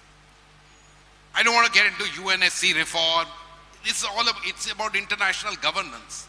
It's about power play. It's about hegemony. We all know that. We are sitting among the 20 most important countries in the world. We don't need to be told this. Having said all this, what can we do to sharpen those institutions so that they meet the requirements of today? I would ideally like reflect contemporary realities. But let's look at meet the realities of today. One thing is, you need to start shifting the focus for money towards sustainability, climate, etc. It means taxonomies, it means easing the norms at which it happens, but above all it means try and lower the cost of capital from the developed world to the developing world, and I'm willing to stick my neck out and say private capital, to private ventures. Governments will never be able to fit this bill. And the fundamental little specific area, sir, I would leave with you is to create at the World Bank institutions a hedging agency, which does first loss guarantee, but basically hedges the currency risk. And if you can reduce it from the current levels, and if I tell you the figures of India, many of you will be surprised. It more than doubles or triples, even for a large economy like India. If you can hedge that, you will find a solution, a small partial one, but an incremental forward movement. And that's what multilateralism can deliver, perhaps deliver in the current scenario itself, without looking at tectonic changes to what should happen. Thank you, sir.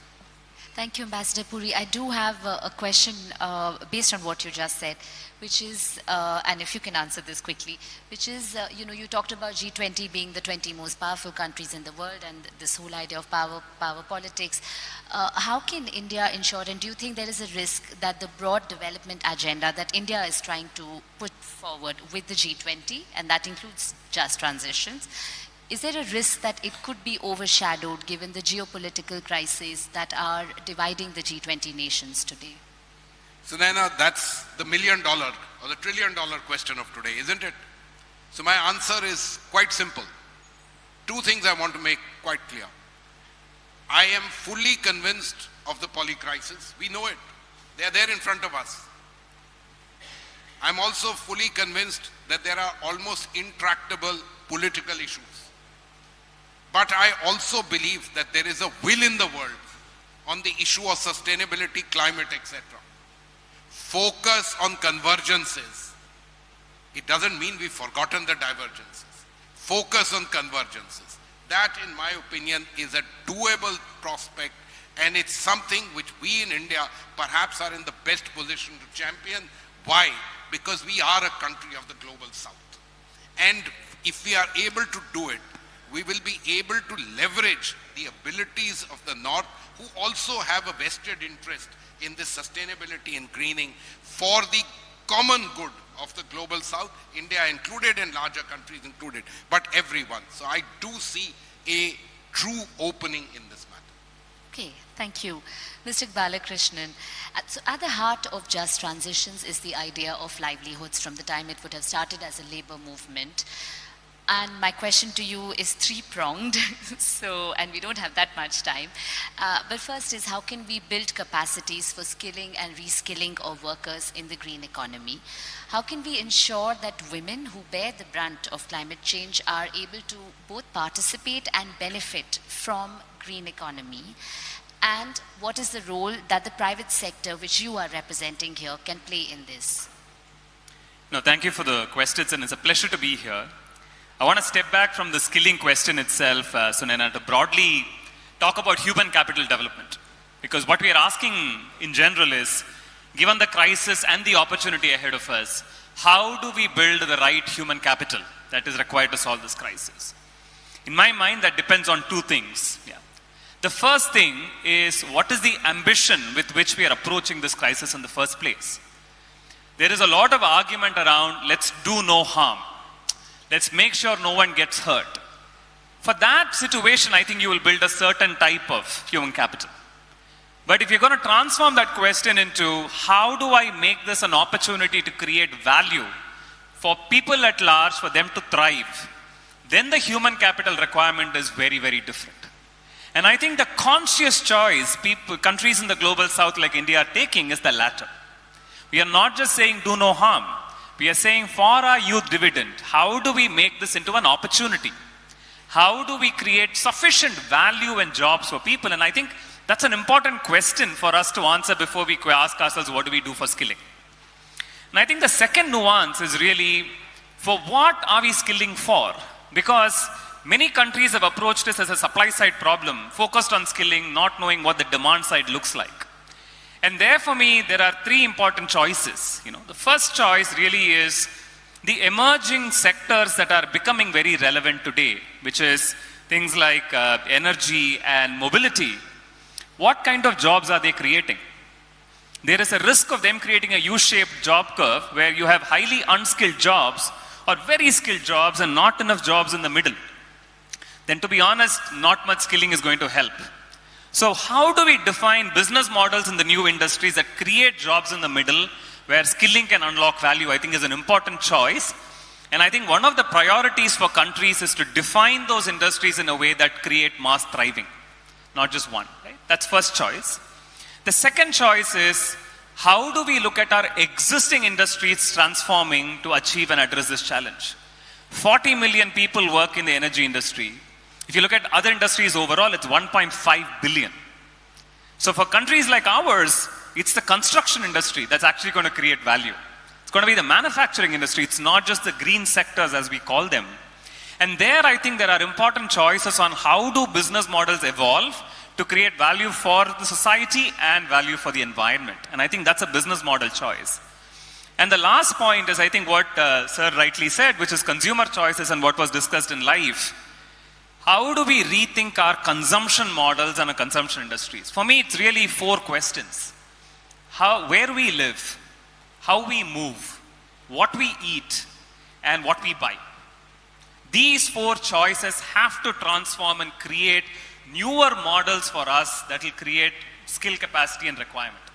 It is not just about addressing existing market models with our skilling. And when you put the options as these, you can imagine the capacity and skilling has to really be much different from what we are thinking of right now. Right? So these three things, which is how do we look at creating a more equitable job curve for people in the new industries? How do we transform our traditional industries, and how do we transform our lifestyle choices that create new jobs, I think is important. In the light of that, I feel four priorities are critical from a skilling or a human capital development perspective. The first is definitely to upskill existing workforce. How do we take people who are in jobs today, maybe in an ICE to an electrical mobility, to someone who does an X type of job to Y type of jobs across industries, traditional and new? That's number one. But I think something that often gets not noticed enough is the idea of credentialing. Today in one of the presentations it was told that 60% of our workforce is informal.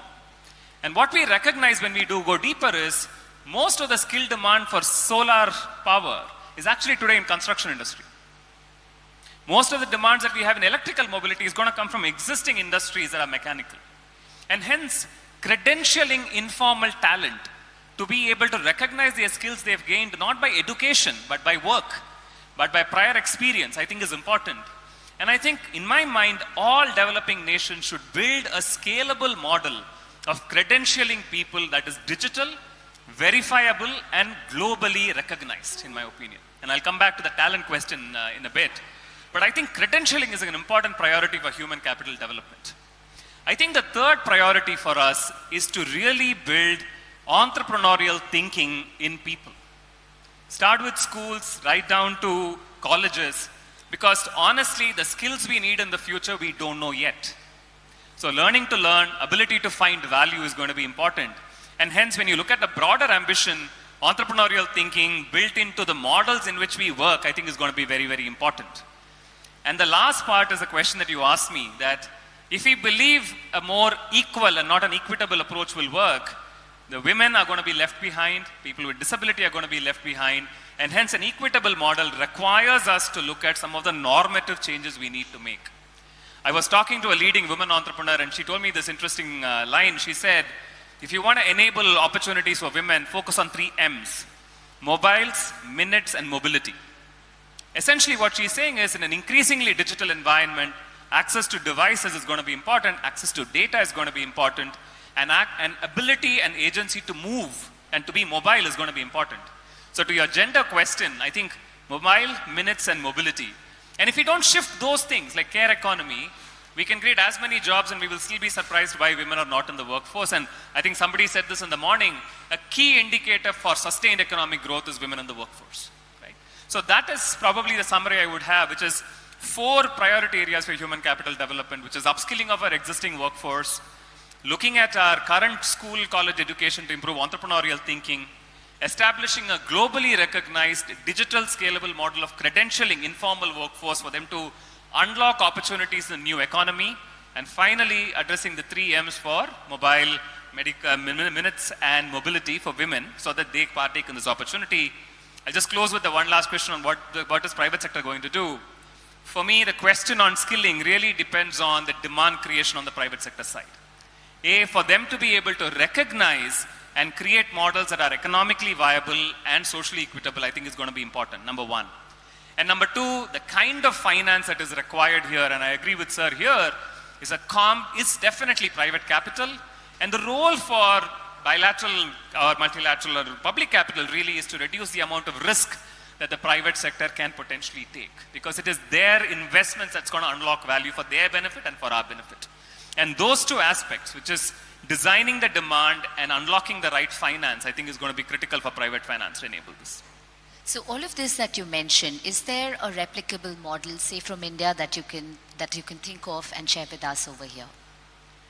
There are a bunch of interesting things that India is doing that I think are very relevant. Now, when I talked about the 4 choices of where you move, how you eat, etc., the challenge with you can always say, hey, listen, we need to reimagine these models. Where do they come from? 9 out of 10 startups are going to fail. But some of the public rails that we are building through digital public goods in India, I think are interesting lessons for different countries to look at. Like the Open Network for Digital Commerce is reducing the cost of starting a new business where new businesses can thrive for responsible choices. We are currently working on a digital credentialing system that potentially can enable informal workers to unlock their experience to economic value. There is models like Auken that is enabling credit, open credit enablement network. And I think opportunities and rails like these are global best practices that once proven in countries like India can be taken abroad. And I think that's worthwhile to look at. I think the second movement that has started in India is this focus on cultural enterprises. How do we look at cultural enterprises that create far more equitable value to thrive on digital rails that potentially every country can look in their context as well? And I think that is important as well. So those are 2 items I would highlight as best practices. Thank you. Mr. De Simone, the developed world achieved growth through industrialization and, of course, on fossil fuels. Yet, as the world moves towards renewable sources of energy, the developing world is expected to achieve growth without fossil fuels. How feasible do you think this is? What will be the technical requirements for it? And what are some of the things that the developed world can do to support the developing world to achieve this? Thank you. Thank you so much for the question. Well, it's not a chance that this question is being asked during this presidency. Industrialization is one of the most proven ways of growing, right? All developed countries went through a stage of structural transformation of their economy through industrialization, and then they evolved. And the same holds today. Now, what we know today is that it is unsustainable the way countries have industrialized. It was unsustainable back then. We know now because now we're hitting the wall, right? And we know we have science, we have the evidence there. Now, solutions have to be found. So the question is not is it feasible, it's how will it be feasible? Right? Because we are not going into a world in which we are not growing, in which we are not. We have to find ways so that we can do that within the planetary boundaries and within that.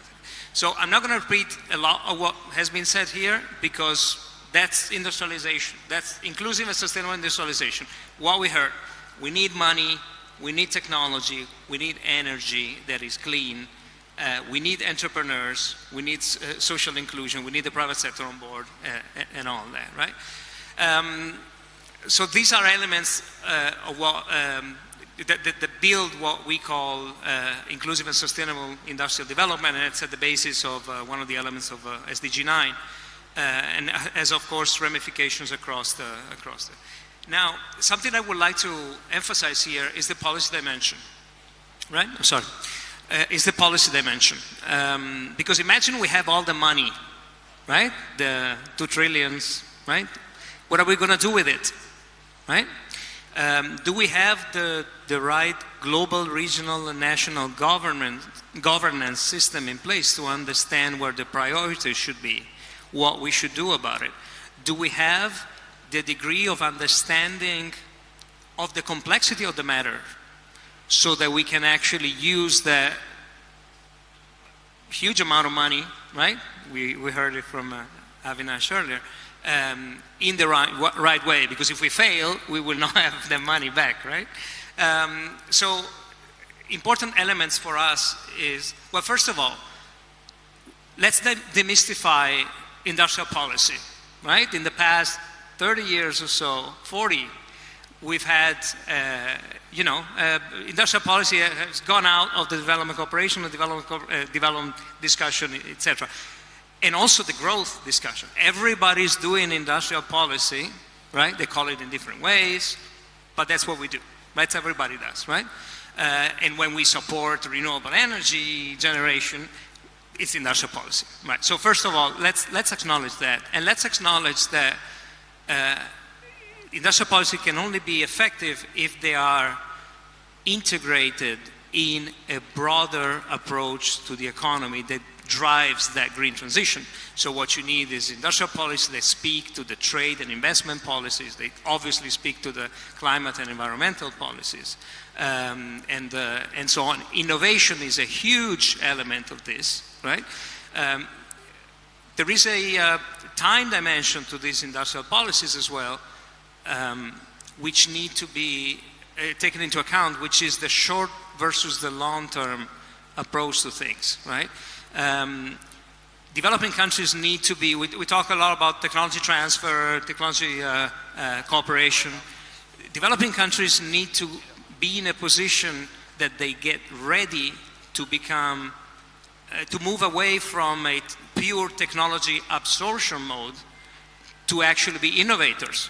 And the good thing is that there are lots of emerging economies who actually are already innovating and actually are facilitating the diffusion of these technologies within the global south and across. So these elements are very important. The policy dimension should look at, and here I'm referring to the previous panel here, should look at the demand and the supply side, of course, because what we're trying to do is change into a more circular modality the whole economy, right? And of course, there are policy dimensions that are, there are policy issues that cannot be dealt with nationally only, right? All of these elements have global repercussions. Some of the obvious key priority areas is industrial decarbonization, right? We know that you have hard-to-abate sectors. We know that it's a bunch of them, and we know they are responsible for a huge amount of the GHG emissions. So if you fix cement, steel, etc., you can actually fix a lot of things. Now, there is a lot of transboundary elements to that, and what we need is cooperation across countries there, in a moment in which countries are not cooperating too much, right? And we see also when we look at other sectors, looking at innovative fuels, for example, another pillar of the Green Development Pact, for this year's presidency, countries each one is looking into green hydrogen. Every country is looking into it, developed and developing, but they tend to do it on their own, right? As a building a competitive edge against others. What we need is more cooperation there, because this has important implications. We don't have the time to get to a place in which we will understand that we need cooperation. We need to move much, much faster. I'll stop here.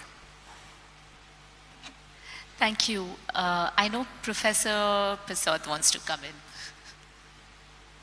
I get completely our resentment about the problem, right? So rich countries have got rich by polluting the environment. We can work out the contribution they've made to our warming climate by exactly how wealthy they are. They have a narrative that they're wealthy because they're ingenious, but they're wealthy because they've put stuff in the atmosphere. I get that, and so we have some resentment. Now being told that this is what we have to do for the planet's sake. But I think that let us imagine a world in which the financing is there, that we are indifferent between continuing what we're doing and transforming. There's financing for the social costs as well as the infrastructure costs, the material costs. Should we do it? You know what? This is a really good industrial strategy. It's sustainable. It's efficient. It's inclusive. We don't need the same kind of grid-like infrastructure when we could go to remote renewables. So, and you know what? A big part that's impacting the productivity of our countries, health. And this stuff that we're putting up there is bad for our health. Not just the planet's health, our health. India's health profile, China's health profile is being impacted by our current energy production and consumption. So we demand that the financing is there for us to accelerate this process at the pace the planet wants, but we should own this because it's good industrial strategy for us. And my question to that, either to you or to Mr. De Simone, would be that is there a chance that if we are moving towards an era of deglobalization, that the agenda for just transition could be at risk? What we need is greater cooperation, and do we have that? And what is the role of deglobalization in this? Not sure I heard all the question because the sound up here is a bit funny. So I understand that the question is about if we're moving towards an era of deglobalization. Tough question. Certainly, the recent crisis have exacerbated a trend. The recent COVID crisis, right, has exacerbated protectionist approaches in various countries.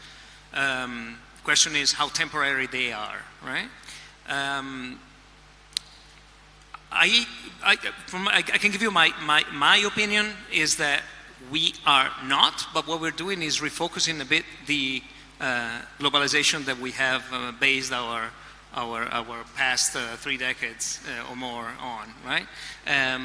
So what has happened is that we know now that the free flow trade, etc., is not going to solve all problems in the world, right?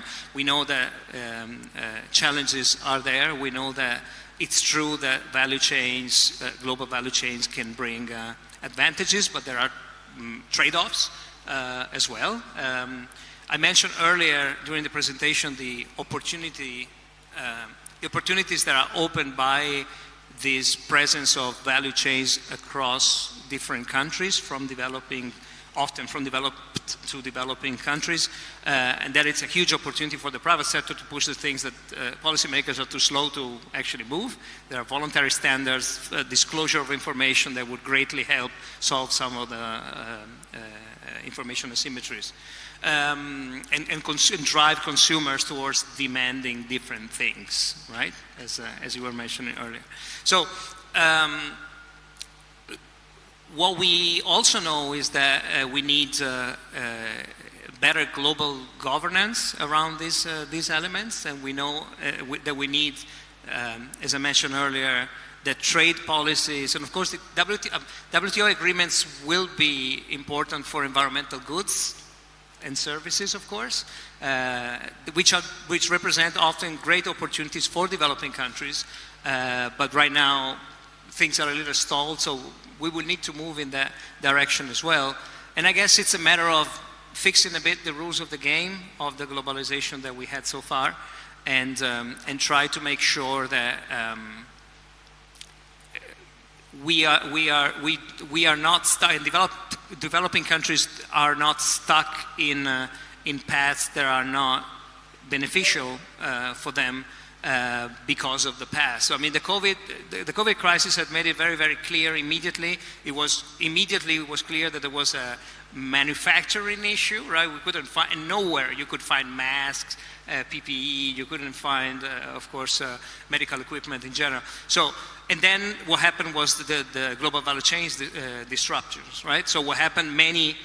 In many countries, what you had is a refocus of these value chains who became more regional, right? That's adaptation, right? That's we heard earlier about adaptive policy approaches to things.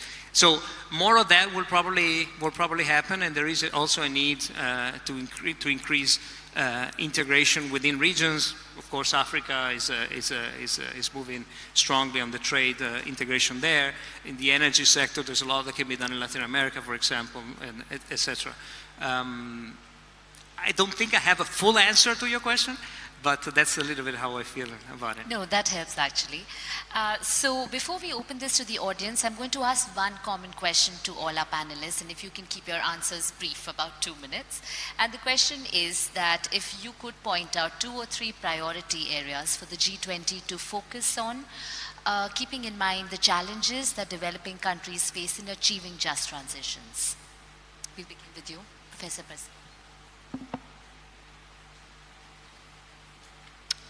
I think there's a small handful of things which are achievable individually and collectively transform the financial system. There are areas, you said 2 or 3, but maybe it's 3 or 4. There are doors that are beginning to open, and I think the Indian G20 presidency should shove them open. I think firstly, it's MDB reform. We need to double the amount of lending the MDBs are doing, and they can do that by using their callable capital and their SDRs. Secondly, we need an agency that does the currency hedging for the green transformation. That's not just about energy, as was rightly pointed out. It's also about sustainable agriculture and other things too. But we need an agency that does massive currency hedging beyond the scale we currently have, hedging trillions of dollars and billions of dollars of investment. And thirdly, we need a new global tax to fund those things that there's no private sector revenue, there's no savings to be had, that are part of the just green transition and also part of the loss and damage of our new climate. And there's a bunch of other stuff, but let me give other people a chance. Thank you. I can't agree more. I think fundamentally, let's not forget one thing. The G20 is about taking actionable decisions and getting them implemented multilaterally now. It's not about thinking and philosophy. Yes, those are good ideas to have discussions and pontificate and articulate. Do what you have to do. What is the need of the hour, and focus on convergences, especially in the area of economics. What do we need now? We need to work on sustainability, climate, and money. That's what the G20's forte is. It should do that. And so therefore, this currency risk agency, that's what I would talk about. In terms of MDB reforms, 2025 is a signal year. There's a lot of action there, lots of things, callable capital, how you go about it, reforms and quotas, many subjects will come up. And so Naina, before I end, I just want to go back to your previous question. Let's not allow ourselves to be in any way detracted by this deglobalization and all this. Look, shortening supply chains, restricting technology availabilities are old hegemonistic actions. We all will do it, and everybody does it. Having said this, the genie in the current world of globalization is out as a result of communications, and that will not change. Therefore, we need to tackle this particular climate and sustainability conundrum that we are faced. We need to do something about it. Can we do it within the existing systems? Let's try, because it's very easy to talk about throw it all up. We don't think that's the way forward. Let's move in this direction. Technology, money, and people I think that should be the effort and the motto at the moment. I'm going to double down on people again. I think we should not approach this crisis with a mental model of imagining that we have 10 billion stomachs to fill or 10 billion lives to save. We have to imagine we have 10 billion brains to solve this problem. So I think what G20 countries should do is to double down on developing people that can solve this problem. More entrepreneurial thinking, more transversal skills, and honestly, a global talent passport. The best people from everywhere should be able to approach the right markets to be able to solve problems. I think that will always, so to your question of globalization, we need more of it also on the talent space, where good talent gets recognized, provides greater incentives for people to skill themselves and solve the right problems. So a global talent passport is what I would advocate for us to do. It's very hard to be in this panel, guys. With these four people next to me, they cover the ground pretty well. No, jokes aside, of course the G20 can move the money, right? We know that, we said it, through the multilateral banks, but also, by fulfilling the pledges that they already made, the 100 billion and all that. We can start somewhere. That is a good place, and that's commitments that already were made, so we don't have to reopen that kind of worms. Let's just move on, because we know how complicated these negotiations are. So that, of course, one important thing. The other thing is, the G20 action plan this year is moving in that direction, addressing those gaps, right? So we talked about it, the capacity building is required, so facilitating the dissemination of best practices, technologies, etc., etc. I'm not gonna go more in detail with that stuff. In general, what the G20 could do is improve its effectiveness on the broader global governance system, right? So beyond the announcements, beyond certain initiatives, there is a lot of influence that G20 countries collectively and individually can have in multilateral banks, in UN processes, etc. Right? If they all go behind one good idea, we can actually move a lot of things, right? And the G20 is a place for agility and for action, right? We were discussing earlier. The initial spirit of the G20 was about doing, right?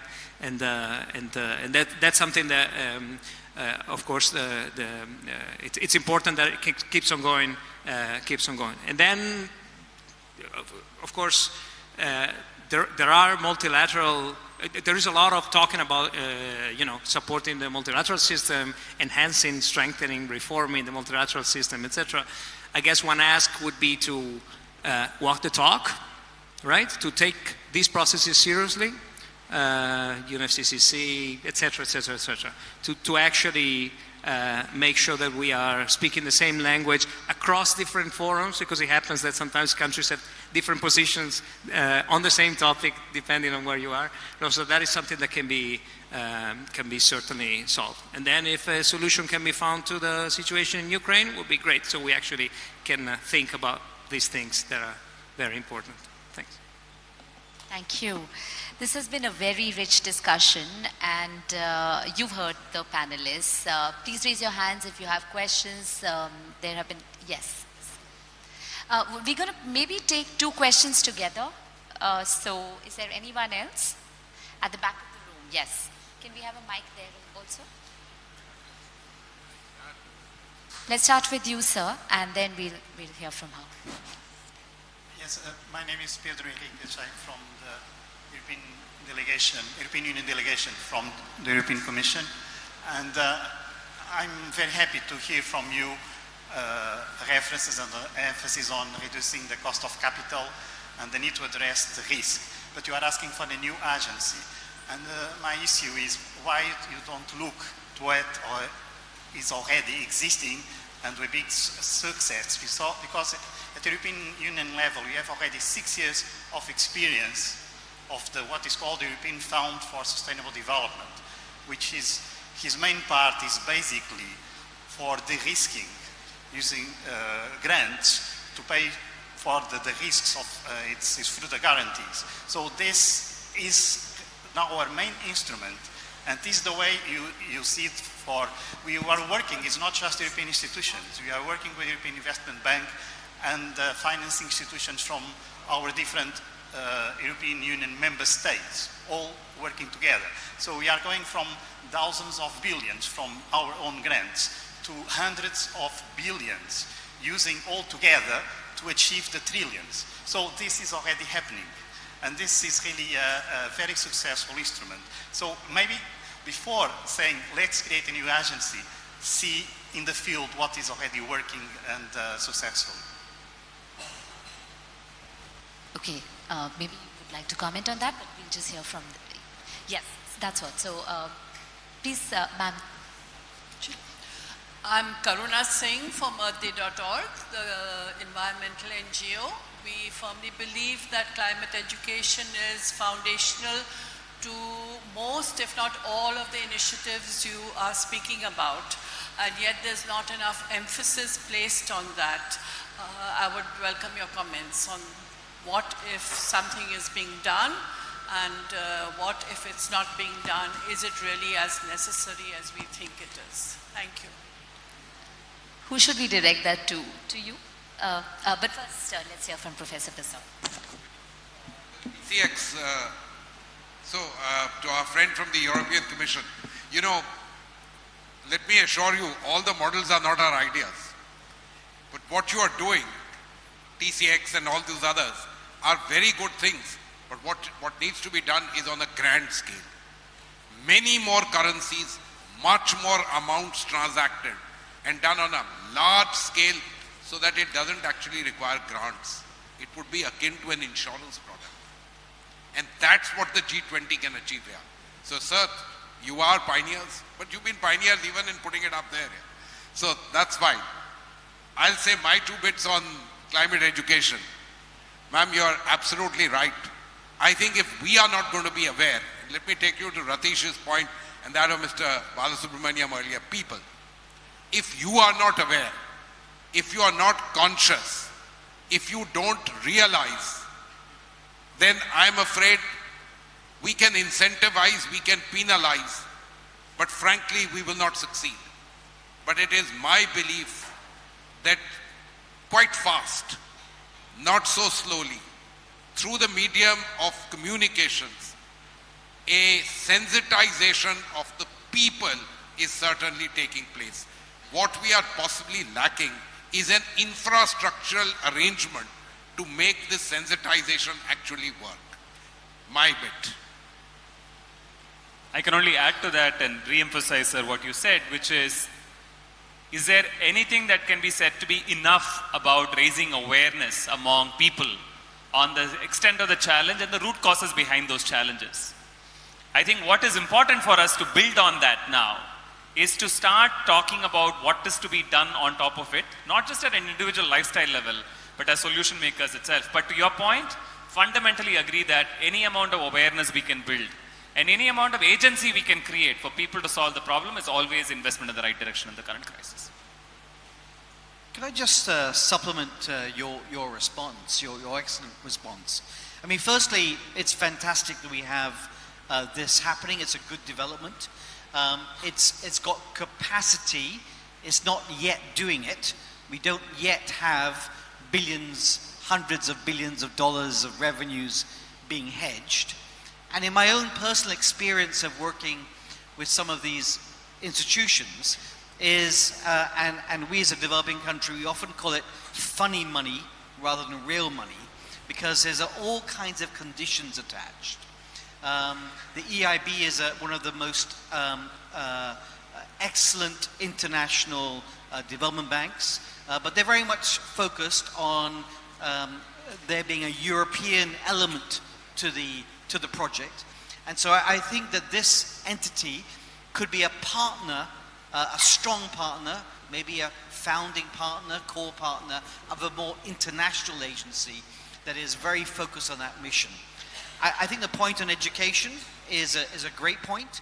Awareness, as you said. I have to say, my fields of finance, awareness has never been enough. It's not that the world is not aware of our problems. And again, this may be too narrow a finance perspective, but we need to change the system. The system is incentivized. Everything that's happening today in our world is incentivized to happen.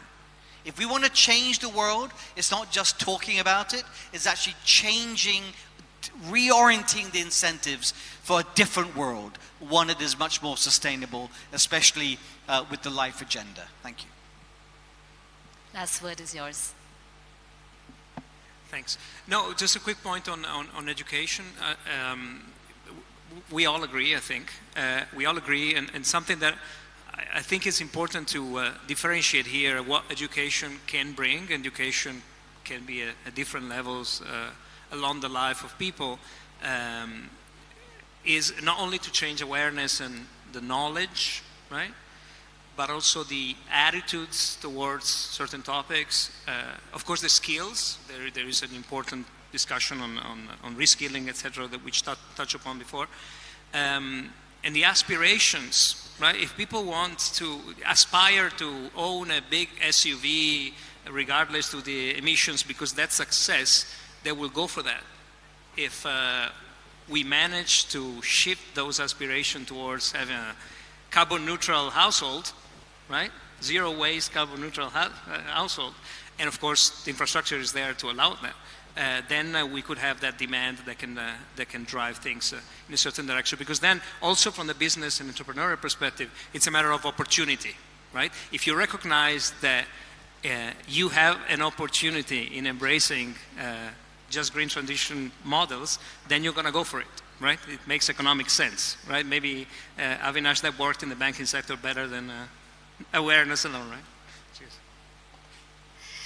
Thank you so much. Some very important ideas put forth by our panelists, some crackling thoughts. I cannot do justice if I were to try and sum it up. I'm just going to thank each of you, Professor Prasad, Ambassador Puri, Mr. Balakrishnan, and Mr. De Simone. And thank you to the audience for your keen participation, and of course to the G20 Secretariat for putting this wonderfully curated site event together. Thank you, Sunena.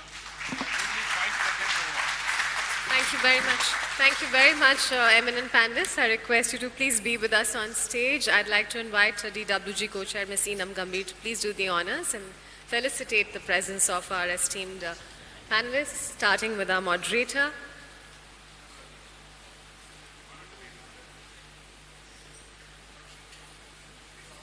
Ladies and gentlemen, may I request you to please help me thank our moderator, Ms. Sunena Kumar.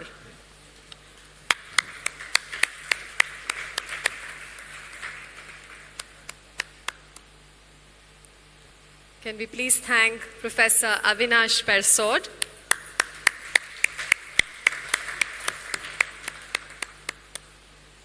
Ladies and gentlemen, Ambassador Manjeet Singh Puri.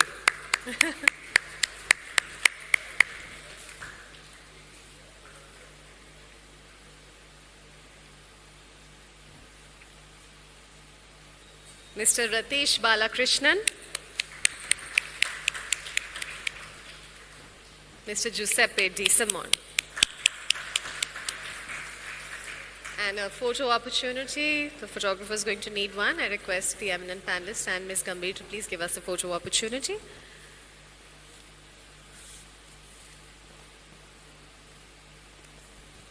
And with that, thank you, eminent panelists, once again. With that, I will now request Ms. Enam Gambhir to please render the closing remarks. Ma'am, please. Thank you, Aishwarya. Thank you, panelists, speakers for both the panels.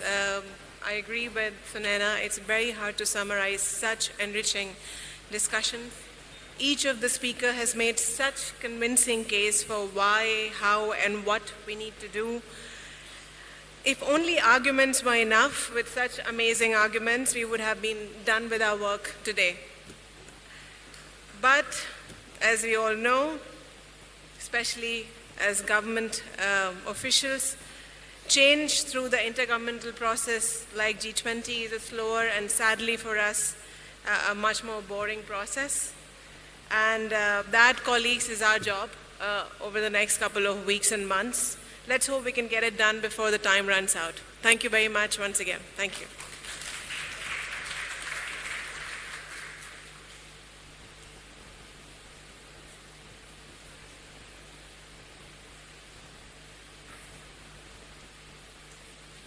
Thank you very much, ma'am. And with that, ladies and gentlemen, buses will depart for respective hotels in just about 10 to 15 minutes, post which there is also a networking reception starting 7:30 p.m., 19:30 hours. So buses will again, vehicles will depart from the respective hotels for Taj Kumarakom Resort, where we have a networking reception and social event, and we request you, ladies and gentlemen, to please be a part of that. The HODs and delegates, I invite you. And ladies and gentlemen, then of course tomorrow morning we start with the meeting. So those announcements will also be made at the networking reception and social event. But thank you very much once again for being an integral part of this side event. Thank you. This is your host Aishwarya Singh. Thank you again.